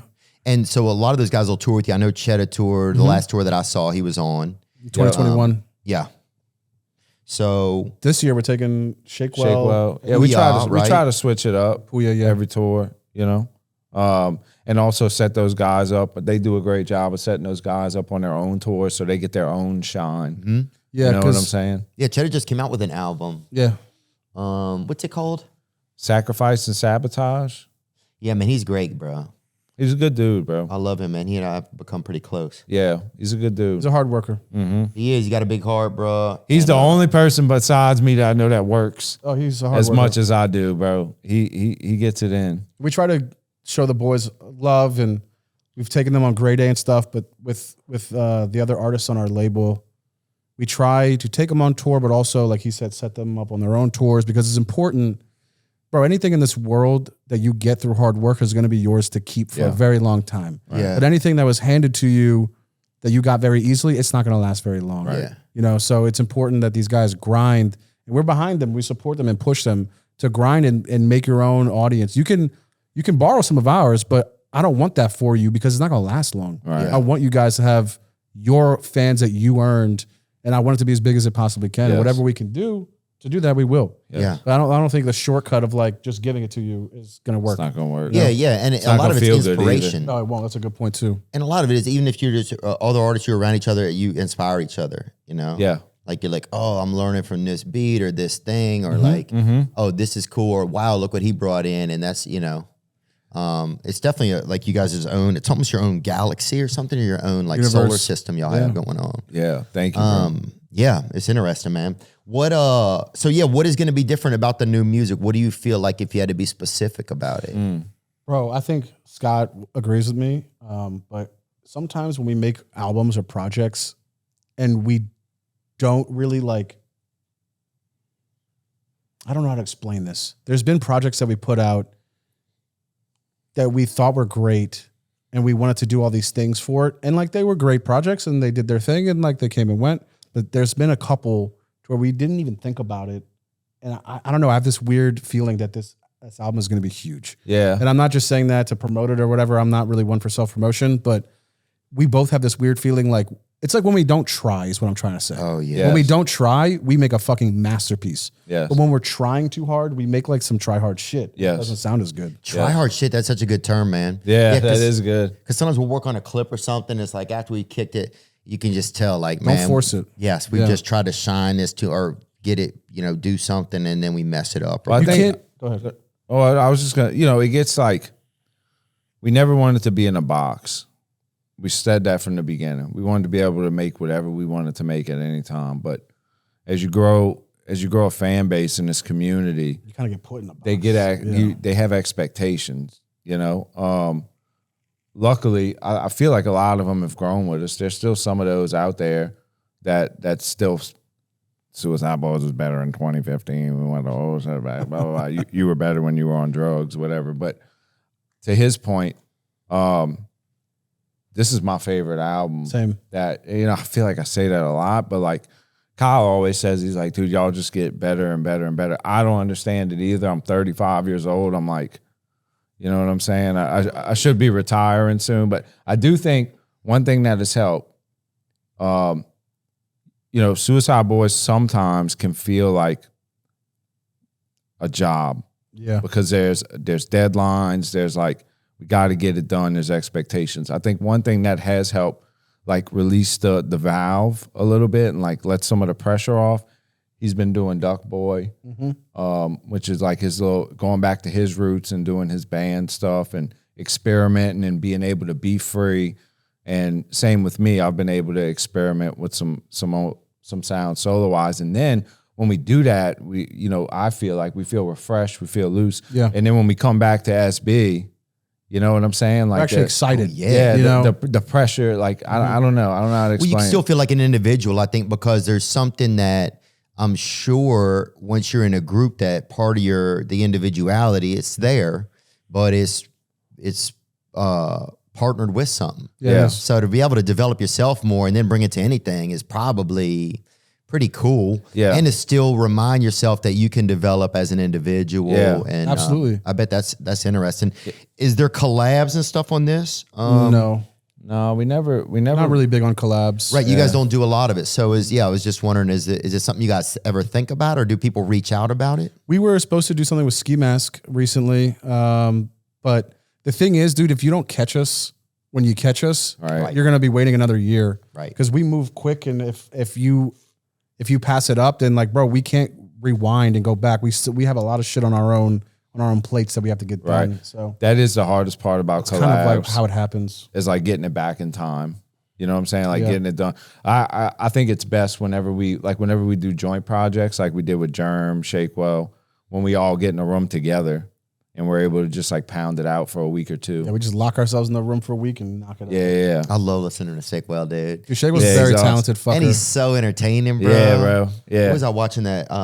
He was in that movie. You and him were in that movie, with right? you. Yeah. Yeah. I was thinking about that yesterday. Oh, we hung out together for like probably 2 weeks Bro, that's every a day. solid fucking dude right there. Yeah, he's Shakewell. awesome. So nice. And just so like, I love how excited he gets when he like gets kind of some information and he's kind of telling you something. Yeah. You know, like it's He gets that look in his eye. yeah, it's cool. He's just such a warm guy. Yeah. And very talented. So talented, man. I watched. They have that video. I think it's with Puya. It's like one. It's all shot in one. Scrubs. Yeah, they're in a The gas station. or something. Yeah. That was really Shakewell's like kind of coming out to the world right there. That was like his Yeah, it's debut. old. It's old. Bitch, I've been but in Scrubs since day one. the best. There's a comment on it too. It's like, imagine you just going in to pay for gas and you get stuck behind the two guys making a rap video. That's funny. But it was great, man. They did When a all good. you want is 20 on pump 4 and the dude's ahead of you making rabbit. It was so good. Pull that credit card out. But yeah, man, when he gets those braids, he's got that Native American look in him a little bit. Because then he's part Mexican, isn't He's he? half Mexican. Yeah. Fucking He has wild, that bro. it factor to him. You know what I'm like? You can have all the talent in the world, but it's just, you got to have that it factor. With Shake, dude. you can tell it just comes naturally to him. Yes. Like, Yeah. Shake had a background in the hardcore world, playing bass in that band Betrayal and shit, that like metal, rock, hardcore shit. So he had experience in music and playing shows. And I met him, we both met him when we went to LA for the very first time. We go to Fat Nick and Krez's crib.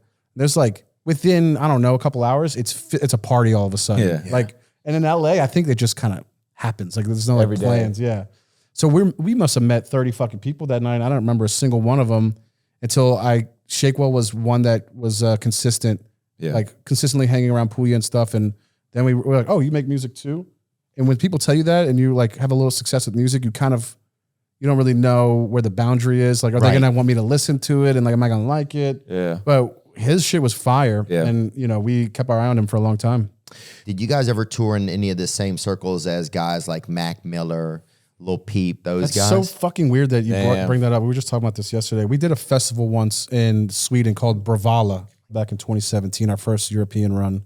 And that festival's not a festival anymore because too many dudes were groping chicks like sexual assault style. Yeah, watch So- it, dudes. Yeah, watch it, guys. We actually had to cut the show short a couple of times to tell them, back up, Chill stop the trying to fuck grab out. titties, Yeah. whatever. Yeah. Anyway, Mac Miller was at this festival, and that was the first time we met him and kind of kicked it with him a little bit. We also met Linkin Park that day too. Met Chester and Mike, and Chester committed suicide like Met a us. month after that. It was insane. Met Sway Like, Lee too. we met Sway Lee that Sway's night. dope, huh? Yeah. Yeah. He's a cool guy. He's bro. a guy that Bro, imagine And me, Jimmy, we met Jimmy right? too. No, like nobody fucks with us. And I'm walking and I hear, hey, Scram. And like that high pitched voice, I turn around, Sway Lee.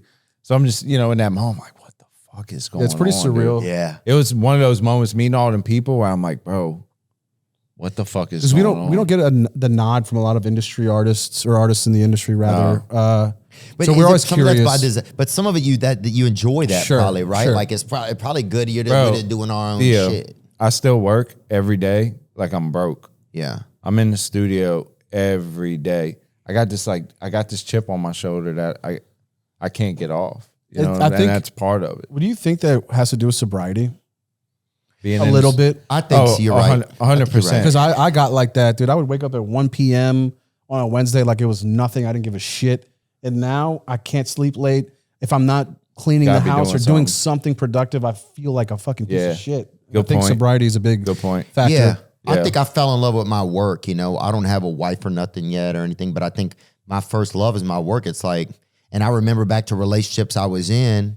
I would get home with my girl. We'd have gone and done something and then next thing I know, I always remember I'm on my computer. I'm doing something. Yeah. And she's like waiting to watch a show together, watch a movie or make some popcorn. Yeah. And then That's after how a it goes. while, she's gone. Yeah. And I'm like just sitting there. Yeah. I've been in a relationship now almost 4 years. And it's to your point, she was like, she respects it. You know, she knows how I am. She knows how I work. She respects it. I can see how it would get frustrating But from the female point of view. She was like, can you at least just start taking the weekends off and hanging out with me? And I was like, yeah, you got a point. Bro, I can do that. Recently, I had to start like cutting off work at like 6 o'clock, 7 o'clock for the West Coast.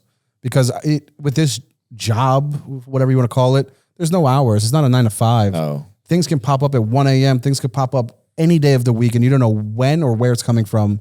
So I kind of, for myself, had to set something up to where it's like after 6, it can wait till the fucking morning. Yeah. Unless it's an emergency. Yeah. But I had to put that limit on myself. Like, Yeah.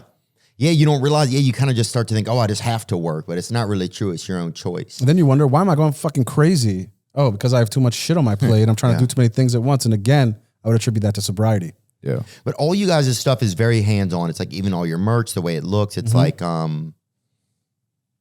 it all like, just like the fonts, it's all very specific to you guys' world. Our merch available next week. You're seeing 2 exclusive pieces. Shameless. Really?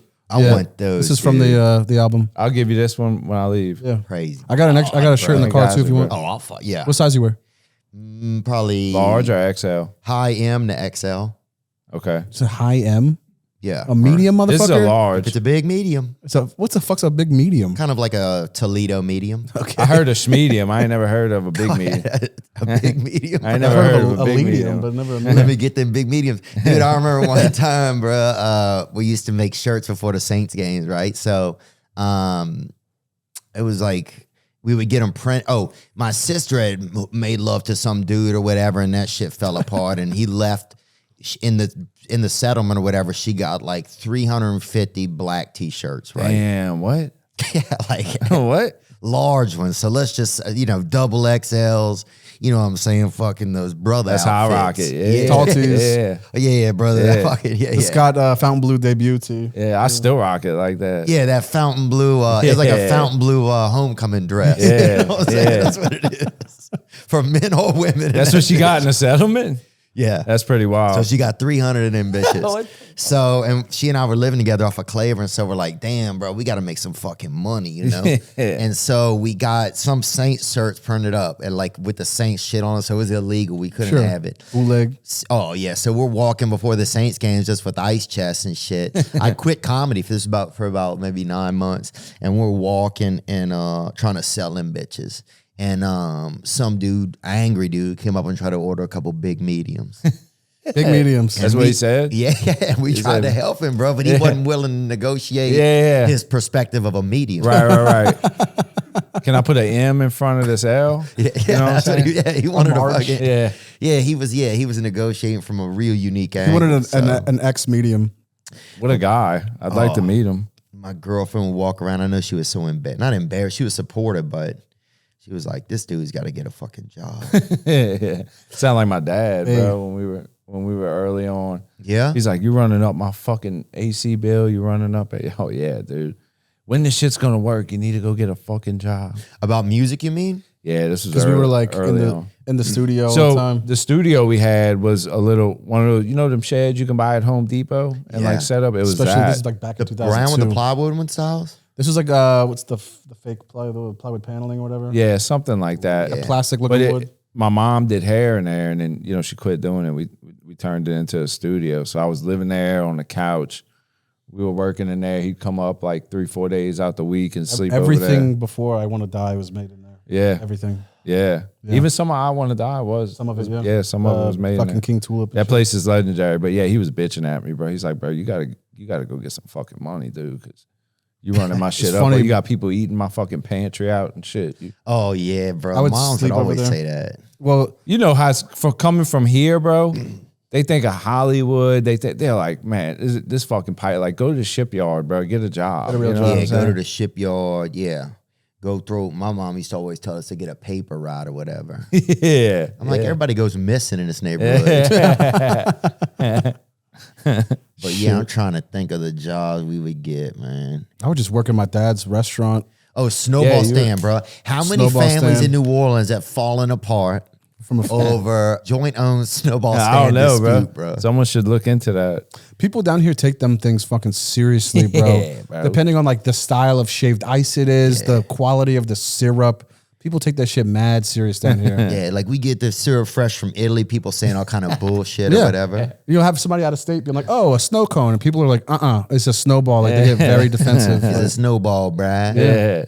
Yeah, bro. It's a snowball. My buddy baby. Thomas Macaluso used to go to Jesuit. You ever remember him? That sounds so familiar. He used to make fake IDs, and he was always selling. That's those. a good Macaluso is like a big New Orleans name, I think. Yeah, A lot of his people- brother's a cop. Fucking T-Mac, he's the best, bro. Damn, And he had a snowball stand, and he opened up an Italian restaurant, bro. The total fucking, that's the holy trinity, right bro. there for New That's Orleans, the a snowball trinity. stand. There you go. That's Snowball it. stand, an Italian restaurant. Oh, yeah, bro. that also does po' boys. Oh, for sure, bro. You know, You could get a snow cone on French bread if you want, bro. Yeah. They'll do bro, it they, like they that. do pickle juice in the snowballs. Like that's a flavor. they? Yeah, they do. It's a West Bank thing. Yeah. They'll do pickle Sounds juice. like it.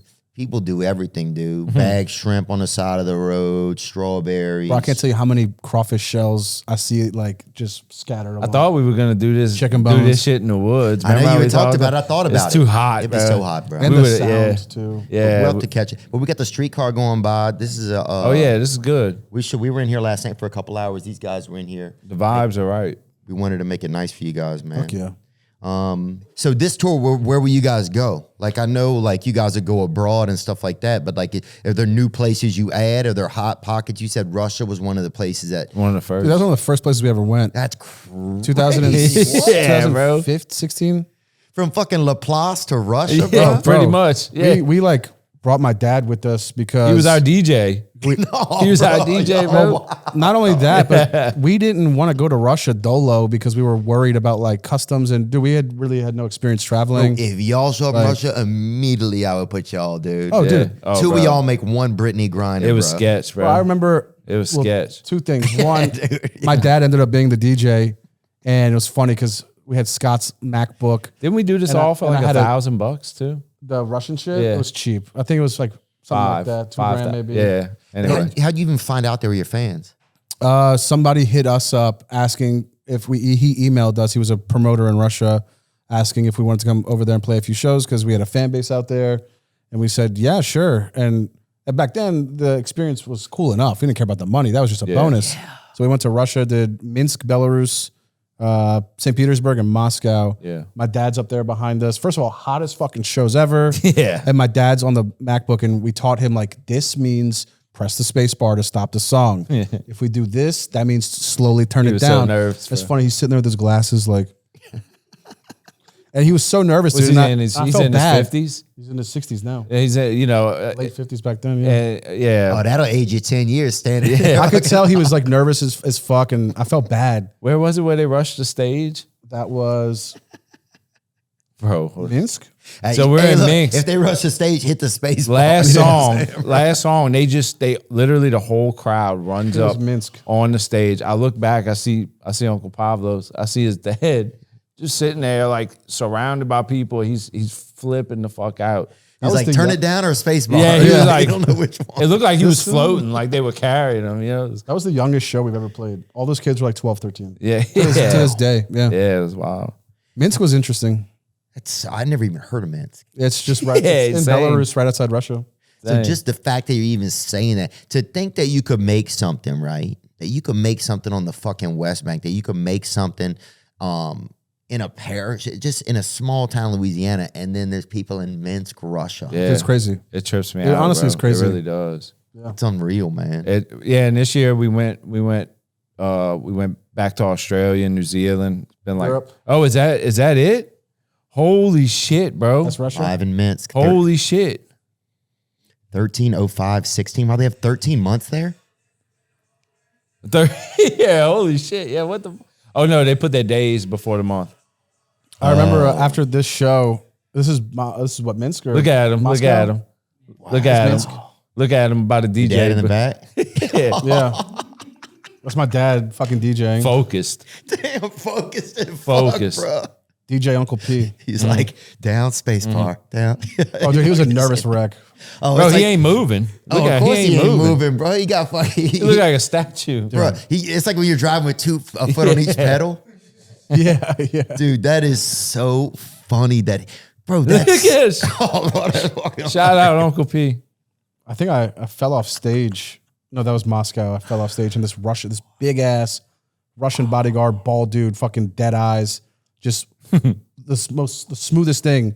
My leg falls off. I fall off stage, and he just like threw me back on stage. I was like, whoa, that was crazy. It's wild over there. They'll have children playing with dolls that are made out of stone and shit. Those kids are tough. Yeah, They're tough kids. It's a different tough way, people, bro. dude. It's a different world. It's a over harsh there, dude. country, you know. Those kids I respect Russians, bro. Those people, they get shit done, bro. They're nuts. They drink vodka and eat what's that shit? pussy. Or, yeah, Borscht, borscht. Oh, borscht? Is that what- caviar. Some of the best sushis in Moscow. Really? Delicious. I wouldn't say go out there. I wouldn't. Yeah, I ain't I going don't know all the about way over there, nowadays. bro. Yeah. I might go to Metairie to get some. Yeah. I ain't going all the way Yeah, go over to Mickey there. Moto or something. What was the place y'all would go eat at and stuff? Did y'all ever, when your family would go out to eat when you were kids, was there a spot y'all family would go that was kind of a nice place? No, Pizza Hut. Pizza Hut when you could sit down? Yeah. When it was, you remember that? When it was like, Buffet style. it had that aura to it. You know what I'm saying? It Nice, had that bro. aesthetic. Not anymore. Yeah. Go in. I don't think we really ever went out as a family when I was younger. Yeah, we didn't either. Our biggest, That one. Yeah. yeah, Yeah, that was so nice. Now it's like a trap house for ragu, dude. bro. Until this, I didn't see past Biloxi. Biloxi was like, Maybe Pensacola. Maybe. Oh, dude, when I was growing up, bro, if somebody went Every to summer. Florida, bro, oh yeah, you thought they was the fucking richest Yeah. guy in the world. That's like the Yat, like, yeah. we're going to Pensacola. Yeah. Like, You'd see somebody had a t-shirt that said Florida on it. You'd be Yeah. like, this motherfucker. Yeah. Look at Yeah, this man. fucking There's like Republican. a connection. Yeah. yeah, that's what you would think. Yeah. bro. 100%, bro. Look at this Look at this, fucking dude. Republican Yeah. over here in Fucking Florida. doing it. There's a lot of Louisiana people in Florida. You know, it must There be is. the Gulf Coast. I don't know. It's just so close, but there's so many. I won't say where, but Like- we're on the Panhandle, and it's a lot of Louisiana I'm sure there's gonna be transplants. comments. Well, saying- Louisiana was some of the first people outside of Florida to realize what a great spot Destin was too. Some brave people. I don't even know who it was. Like, Bro, that place Lewis- was Lewis and barren Clark. in like the 80s. Yeah. No police, no roads, no nothing.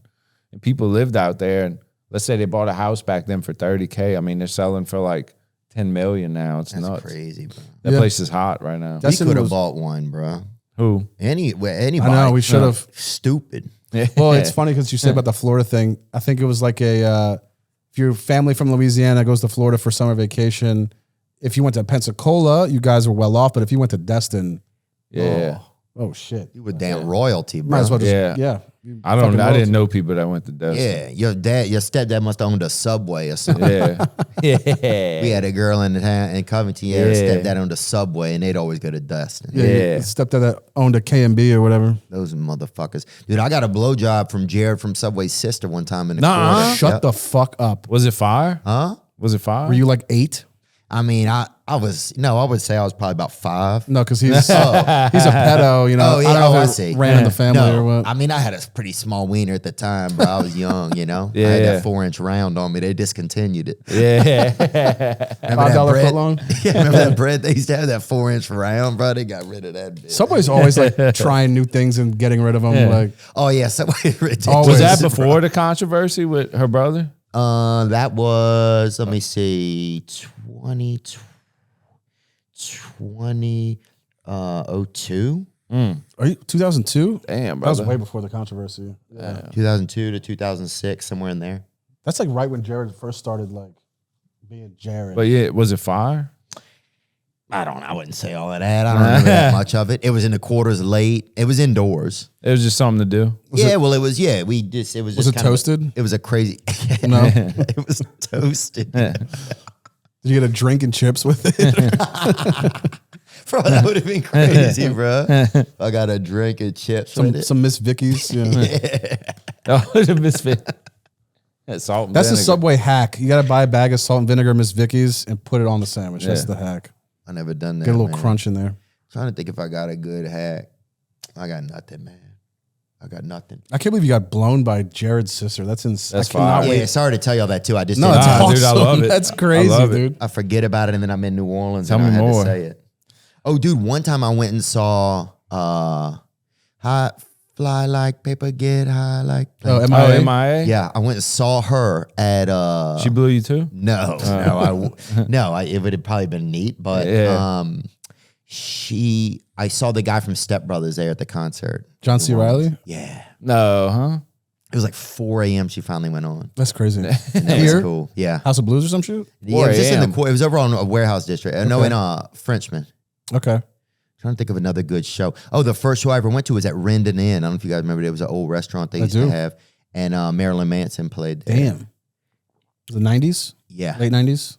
yeah. Something And like we that? went to there, dude, and it was crazy. The craziest New Orleans venue was like, I think it was called the Warehouse. Yeah, And all on like River all Road? the dads love talking about the Warehouse. They saw the Beatles and David Bowie and all this crazy shit. But that place Never closed heard down. of it. Oh yeah, my friend did a It's too- documentary too on old it. for us. Oh, Oh, okay. really? Yeah, I Wow. think what's his name played Riders on the Storm. Jim Morrison. I think he played his last show there. They said Wow, that's Damn. pretty crazy. my friend Jesse Williamson did a documentary called The Warehouse. Yeah, they had a lot of artists go through there. That was like the spot, like back in the day. If you were Where was that? a Was it in teenager New in the Orleans 70s, or? it was like a little outside, like by River Road, where like Uptown becomes Jefferson. Like, Oh, okay. That's where I think it was. Is that right? I think so. There might have been that up, more Nick. into the Uptown area. How's that honest Nick with you. treating you? It's pretty good. You like the flavor? They're hit and miss, bro. But it's They hit and miss. Sometimes you don't know if vapes, if you buying them, if they getting them, if they remaking them bitches in the Bootleg back. and shit. bootlegging. Yeah. That's Sometimes why you'll smell like a dude. You'll just it's be like it's just like the guy's breath at the counter. yeah. You're like, this motherfucker that made sh- it. Yeah. Australia was tough with the vapes. Oh yeah. The first time we went, 5 years ago when we went, they only had 1% nicotine. That was kind of a bitch. Really? Yeah, and then this last time, I need that file. all the ones that we bought were all these crazy flavors, and we're like coughing up all this shit. I'm like, bro, these vapes are not okay. That's why I like these. Yeah. Reliable. This is super light. I don't actually feel like out of commission or nothing. Like Yeah. sometimes I feel too heavy. The early Escobars, bro, was too much. I was doing those on Rogan Yeah, one like you time. get sick, bro. Oh, Like, I was falling apart. Yeah. I couldn't sleep, bro. I couldn't look at my mother. Yeah, it was on this shit's bad. Chapatulas. Yeah, this is a warehouse on Chapatula, so that's where it was. But yeah, that's my buddy Jesse made this documentary. It's so crazy you said that place. Yeah, where did you guys go watch some type of music? Like, was there some place, a venue that you guys went to when you were young? What was your first show He you did went that to? way more than I did. I mean, the first show I ever went to was when I was 9. My parents bought me NSYNC tickets. That was the first. It was like when I was a kid, but Damn, you've changed. Then. I've changed as far as like. my first one was Britney Spears. Really? Oh my Look at that. bruh. I think she's a Louisiana local. Y'all changed, bro. Yeah, no.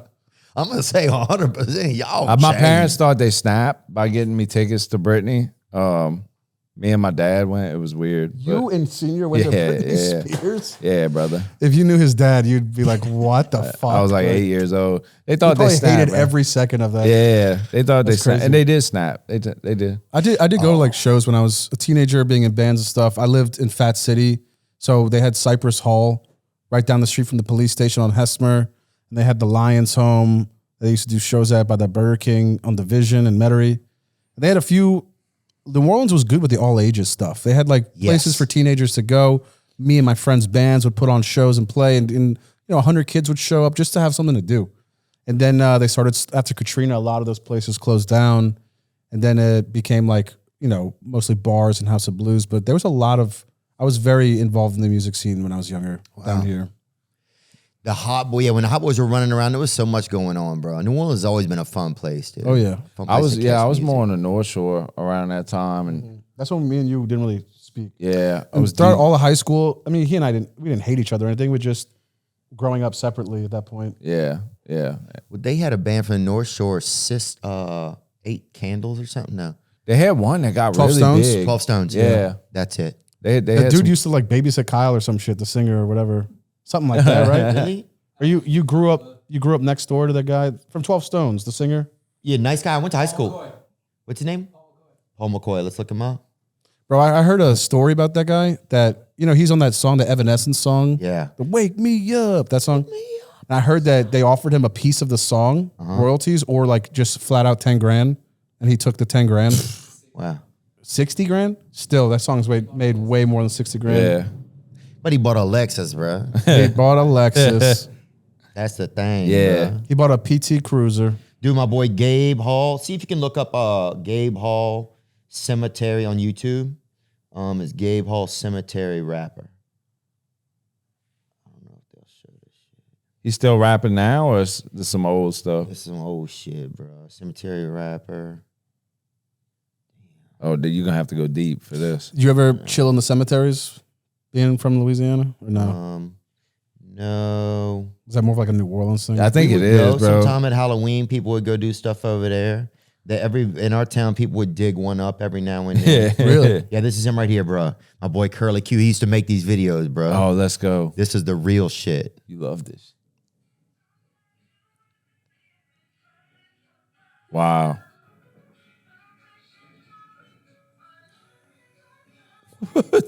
This is my dog right here, bro. This the kind of shit that makes me want to fucking lay on my back with no shirt on, bro. Oh, let's go. With the Misfit shirt.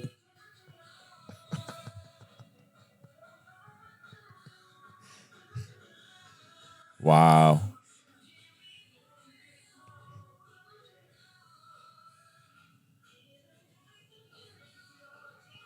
He just sat on that mausoleum like nobody's This business. is a, He's sitting on some lady's chest, Yeah, dude. I want his confidence. You know what I'm saying? bro. It's inspiring.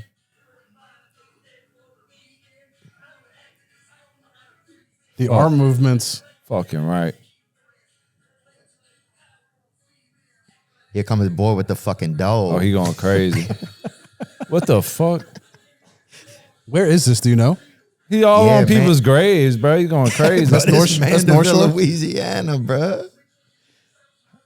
How you know this dude? Why are bro? Louisiana people so not self-aware? That dog got Like, repossessed. at all. That's what I'm saying. I wish I had his confidence. Oh, me too, bro. Look how he did. Pull up the second one. He's got another one where he's on the front porch. It should be right next to it. Look at him, man. that bro. This is hard. Yeah, he fucking goes hard with it. Right there next to it. Gabe How you Hall, know- how you know, Curly Q. dude? Grew up with him, man. Dude Oh, was no a- shit. So you knew this Oh dude. yeah, he had a trap house. Fucking right. Let's go, bro. Come on. Every white person I know in Louisiana smokes cigarettes. 100%, bro. They'll smoke them through their nose, Yeah. bro. If their mouth is It's missing, just part of the culture, bro. they don't give a fuck, bro. If your mouth missing, people Yeah. fucking smoke them through their Yeah. nose, bro. Yeah. But dude, the best is his girlfriend's filming this and she keeps stepping on briars in the grass and yelling at him. Nuh-uh. Yeah. Stepping on what? Like little briars that are in the grass, little sticks. Little sticklers or whatever? Anyway, that shout out to my boy Gay, man. That shit was Shout out Curly Yeah, Q. shout funny. out. I never thought about that, but it's crazy to see the things Shout that out. people do to put their creativity out there. I It's- love it. Everybody's got something, man. That's You some know? Louisiana shit, bro. You're not gonna see that in any other state. That's some Louisiana shit. You ain't. He's the confidence, best, man. like, Yeah, it's is just insane. it's a different kind of swag right there, bro. Yeah, Gabe's a G. What other? Was there anything else in the news we wanted to look at? I can't remember if anything else happened. Have you ever seen the video of them testing the vapes in China? Oh yeah. Yeah, but them Chinamen, bro, they got a different type of lungs, bro. Oh yeah. Whoa, okay. Yeah. Good thing I still smoke. Somebody gotta do I'm it. glad I still That's a- smoke Juul pods. Fuck. That's a Elf Bar I'll factory. be honored to share their fucking DNA, brother. I don't care. They hard working, bro. Yeah. Ooh, they hitting him a little too hard though. That dude, That guy's Going hooked. for it. this little dude breastfeeding, bro. Bro. He like a damn hummingbird. Why I say exposed on it? Like this is something bad. Because they can't be doing that shit, bro. bro, what are you talking about, man? This is fucking breastfeeding in Laplace, homie. Yeah. Ain't nothing, bro. Yeah, bro. Suicideboys, man. I'm so excited, bro. I'm so excited just to see. And I think you guys are just such a place of inspiration for people, you know, even just talking with you guys today to see you create your own world, you know, and that it doesn't have to be something that mainstream accepts or even sometimes even sees, whether they do see it or not, if you know, but they don't claim to. It's the same thing with podcasting, kind of like they sure. rarely Yeah. ever reference podcasts. It's like, but that's because they're not involved in it. It's not Yeah. their shit, and that's okay. Yeah. Yeah. But you guys just have such a loyal fan base. What are your fans like, do you think, man? Because that's one of the things that's so intriguing about you guys to me is y'all's fans are, it's just different, man. We've actually we've developed relationships with some of our biggest ones and actually brought them in the fold. to like help us out Yeah. with certain stuff. I mean, dude, There's this. when they tell you, when they're like, dude, you saved my life. You did this, you did that. I mean, It's hard to hear. 100%, It's bro. hard to process. Yeah, it wasn't my intention. But at the same time, and this might be more on like a spiritual recovery tip. Ever since getting sober, I feel like I have this responsibility to let these people know that have seen us at our worst, know that, because I never thought there was a way out. I really didn't. I was like, I'm fucked. This is it. It's just what it is. But to let them know that there is a way out. And if there's hope. Don't ever give up. Like if me and him can do it, bro, we can get drugs delivered on speed dial in the mailbox, bro. If me and him can do it, there's hope for them too. And we used to, when we could, after every show, we would take time out and meet with all the fans afterwards. We never like charging them for meet and greets and stuff like that. Like, oh, someone got more money than this person, so they get to meet us. I know. We didn't really like that. But now, unfortunately, it's gotten too big to where we can't do that. It's harder sometimes. It's true. The venues won't let you stay. There's things that happen. We try to meet in the lobby after shows. And not only But that, how do you look at it? We've been doing this for a long time, and when we're on tour, bro, it's not like hard. It's work, dude. It's hard. It's you got to be on point every night. You know, any little thing you can do. If you smoke a blunt afterwards, it could fuck up your throat. Yeah. Like, there's a lot of stuff that you got to keep in mind. And sometimes, dude, you know, not every show is good, and not every day on tour is fun. There's times where like we might be going through it, and we have to take some time for ourselves. And sorry, like I know it sucks that we can't meet you this particular night, but you know, I need to like kind of decompress a little bit. So Yeah, you got to make sure the show's good for the next night. I mean, that's the most important thing. It's the most But it's true. important. Touring is hard. It's hectic. Oh yeah, And dude. yeah, people don't realize you want to be as good as you can be for the every- show you just did. Even Right, you right. know. Yeah. But no, we love and care about them. And even if some of them are still using you, there's no No, but No. not at all. Because you No. know why? We get it. right. I get it, bro. Like I get it, dog. And a lot of people can party and they can do it. Well. I tell them that. Like Right. whenever I you do. talk to everybody at the end of the night, I feel like it's important to say that. Like, you know what I'm saying? Like if none of this applies to you, like keep doing what you're doing. Fuck, if you can have a good time and do and Right. Like my hat's off to you, bro. yeah, you win. Yeah, you got you got it, fucking dog. win. You got it. But you know, I don't know. That speech that started at the end, real quick. That started from me. We just got back to doing shows. We were at Lollapalooza right after COVID. I was feeling all self-pity and feeling bad for myself and all this.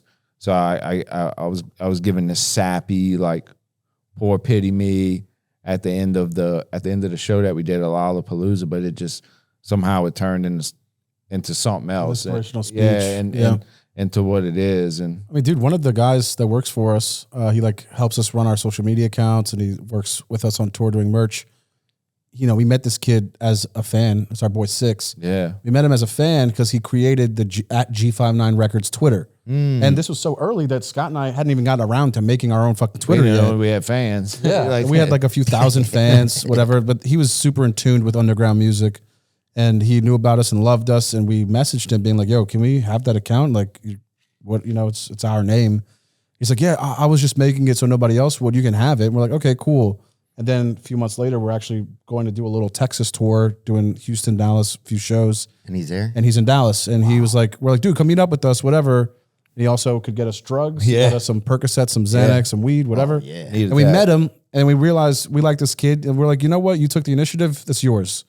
And that's how he became the guy who like runs our social media, is Yeah. through that. Yeah. And that was, you know, back in 2014, 2015. Yeah. And to answer your question, that was a fan who is now part of our team. Yeah. I lived with him for 2 years. Like, he's like a family Oh, member. now. damn. Yeah. Yeah. Yeah, man. Well, that's how I met Nick, one of our early producers. He emailed and just said, "Hey, man, I like the podcast and I think I can help." You know, that's how. There's this kid named Aiden. He showed up at a show in Buffalo, right, and shook my hand in the parking lot. Yeah. And he's like, "Hey, I can be your photographer tonight." And I was like, "All right, we don't have a Yeah. photographer." to come on in, bro. So fast forward, the show starts. I'm out there an hour later. I see this dude just walking up out the side of the stage, bro, with his cell phone. Let's go. What the fuck, dude? So the whole time, bro, he got fucking he's like laying on his back and shit on the floor. Just unbelievable, dude. I respect the initiative. Oh, he finessed me so much, man. But fast forward 2 years later, he's at the show with his family. He's got cameras now, and he's a real photographer. No shit. Hell yeah, And bro. so it's just like, Hey, at least he was fucking grinding with what he had. You know what I'm saying? 100%, bro. And he just kind of caught you at the right time. I was walking in, coming up the little tour bus, and it was just like, hey, what's up, man? I can be your photographer. And you kind of respect, sometimes things got to catch you in the right moment. Yeah. But yeah, somebody that can see your Twitter and see that you have a capability before you can even see it sometimes. That's actually crazy, man. The equipment doesn't give you drive or talent. Dude, all of our videos were Shot with an iPhone, and I just edited it on Final Cut. Yeah. He was using GarageBand to make the beats, A free program that comes with Mac. I downloaded Photoshop. I illegally pirated Photoshop and cracked it. And the only languages available for Photoshop were Spanish and Hebrew. And I chose Spanish because I took Spanish in high school. So I learned Photoshop all in Spanish, just like figuring it the fuck out. So I didn't shell out all this money. I learned it myself because if you have the drive and you have the talent, the equipment does not matter. We got gold and platinum records that were done on that free platform. Yep. That comes when you buy a Mac. That's the whole reason I bought it, was because it was free. Dude, some of our biggest songs are royalty-free samples. Yeah, that anybody has access to. Yeah. Man. It really is, man. It's inspiring, dude. I feel so lucky to have gotten to do this today, man. I really Same, do. dude. Bro, Same. I'm glad that we met. I remember when you showed up at the. I hope I'm not. Yeah, At you're the pretty 12-step open. meeting. Yeah, No. yeah. Oh, yeah, it was cool, and man. when you showed up, and I know how that is, and I He didn't. was stoked. I didn't want to go up to you. You know what I'm saying? Because I know what it's like to be in the meeting and like just kind of sacred. But not be anonymous. Well, I saw him. yeah. I was like, this guy's not doing well. Yeah. This dude. We lucky to have this dude with us. That's what I so remember funny. thinking. So we didn't talk that night, and then when I left, I sent him a message on Instagram. He called me. He's like, bro, you know who's in my fucking meeting? He was stoked. I was stoked too that he met you. Yeah. That's cool, man. Yeah, I think I met Cheddar first. Did you? Yeah. I think I did. I don't remember how, but he's just been such a great guy to get to know, man. And yeah, dude, it's inspiring, man. I'm glad, you keep people alive, and I know you have, guys that you support in those rooms. And It ain't me, bro. I wish I could take the credit. Yeah. You know what I'm saying. It dang, ain't me. bro. Yeah, I'm glad we got a higher power that's trying to help, Yeah. or that's helping us help ourselves. Yeah. From flooring to ceiling, bro. From flooring to who knows what heights, man. Thank you guys so much just for the inspiration, man. I think to so many young artists and people that if you're sitting somewhere thinking, can I do this, or how do I do this? I mean, this it's unreal. Just do it. Yeah, it's unreal. That's man. literally it. Just fucking do it. That's the advice I always give is, what did you do to get here? And Persistence. whatever. Persistence, consistency, fucking drive, dude. And just taking that first step is the biggest step. Yeah. Because you know what? You may think you You're want to gonna be a fail. fucking rapper or whatever, but you might actually go to do it and realize, I don't want to do this. This sucks. Yeah. And you're not going to know unless you take that first step. Right. And then I'll lead you to the next thing. That's the Exactly. Yeah. thing. You Exactly. might miss the next thing because you don't go to the first thing. Yeah, bro. Exactly. And it's all timing. It's all a chess game. Just don't overthink it. Just do the damn thing, and everything will start to fall in place Yeah. at some point if it's supposed to. Yeah. The new album. New World Depression, World June Depression. 14th, baby. Yeah. Drag him to the Yeah, river. Excited. Put your body in, check y'all. Fuck yeah. What was that song? I can't. Put your rope around the neck. He's a badass Ass yellow boy. Oh, Who you they want want some? some? Wow, man. Who? UNLV. I'm from UNLV, beat, yeah, I and couldn't don't think of give it. a I had- fuck. I had- Where were they from? Here, they're Uptown, I think. Yeah. Were they from here? Yeah, they're from New Orleans for Yeah. sure. We sampled them on the album. It was Drag 'em Uptown to the river. Living Violently. Y'all did? Yeah, I can't wait. You're gonna love Oh, it. Yeah. bro. Ba-dum-bum. Yeah. Dude, that's exciting, man. Ruby Scrim, thank you guys so much, man. Best Thanks of for luck on having us, tour. And shout out Tyrell Shaw for this beautiful art, man, for letting us sit in the back here. That might be Louis Armstrong, man. I don't know. It's a saxophone, so it might not be, but it's a jazz player. Either way. regardless. Either way, he's got a studio right over here on, I think this is Chop Patula. On Carondelet? On Carondelet, yeah. So here we are, Suicideboys. Thanks. Oh yeah. Gang. Sure. Now I'm just floating on the breeze, and I feel I'm falling like these leaves. believes I must be cornerstone. Oh, but when I reach that ground, I'll share this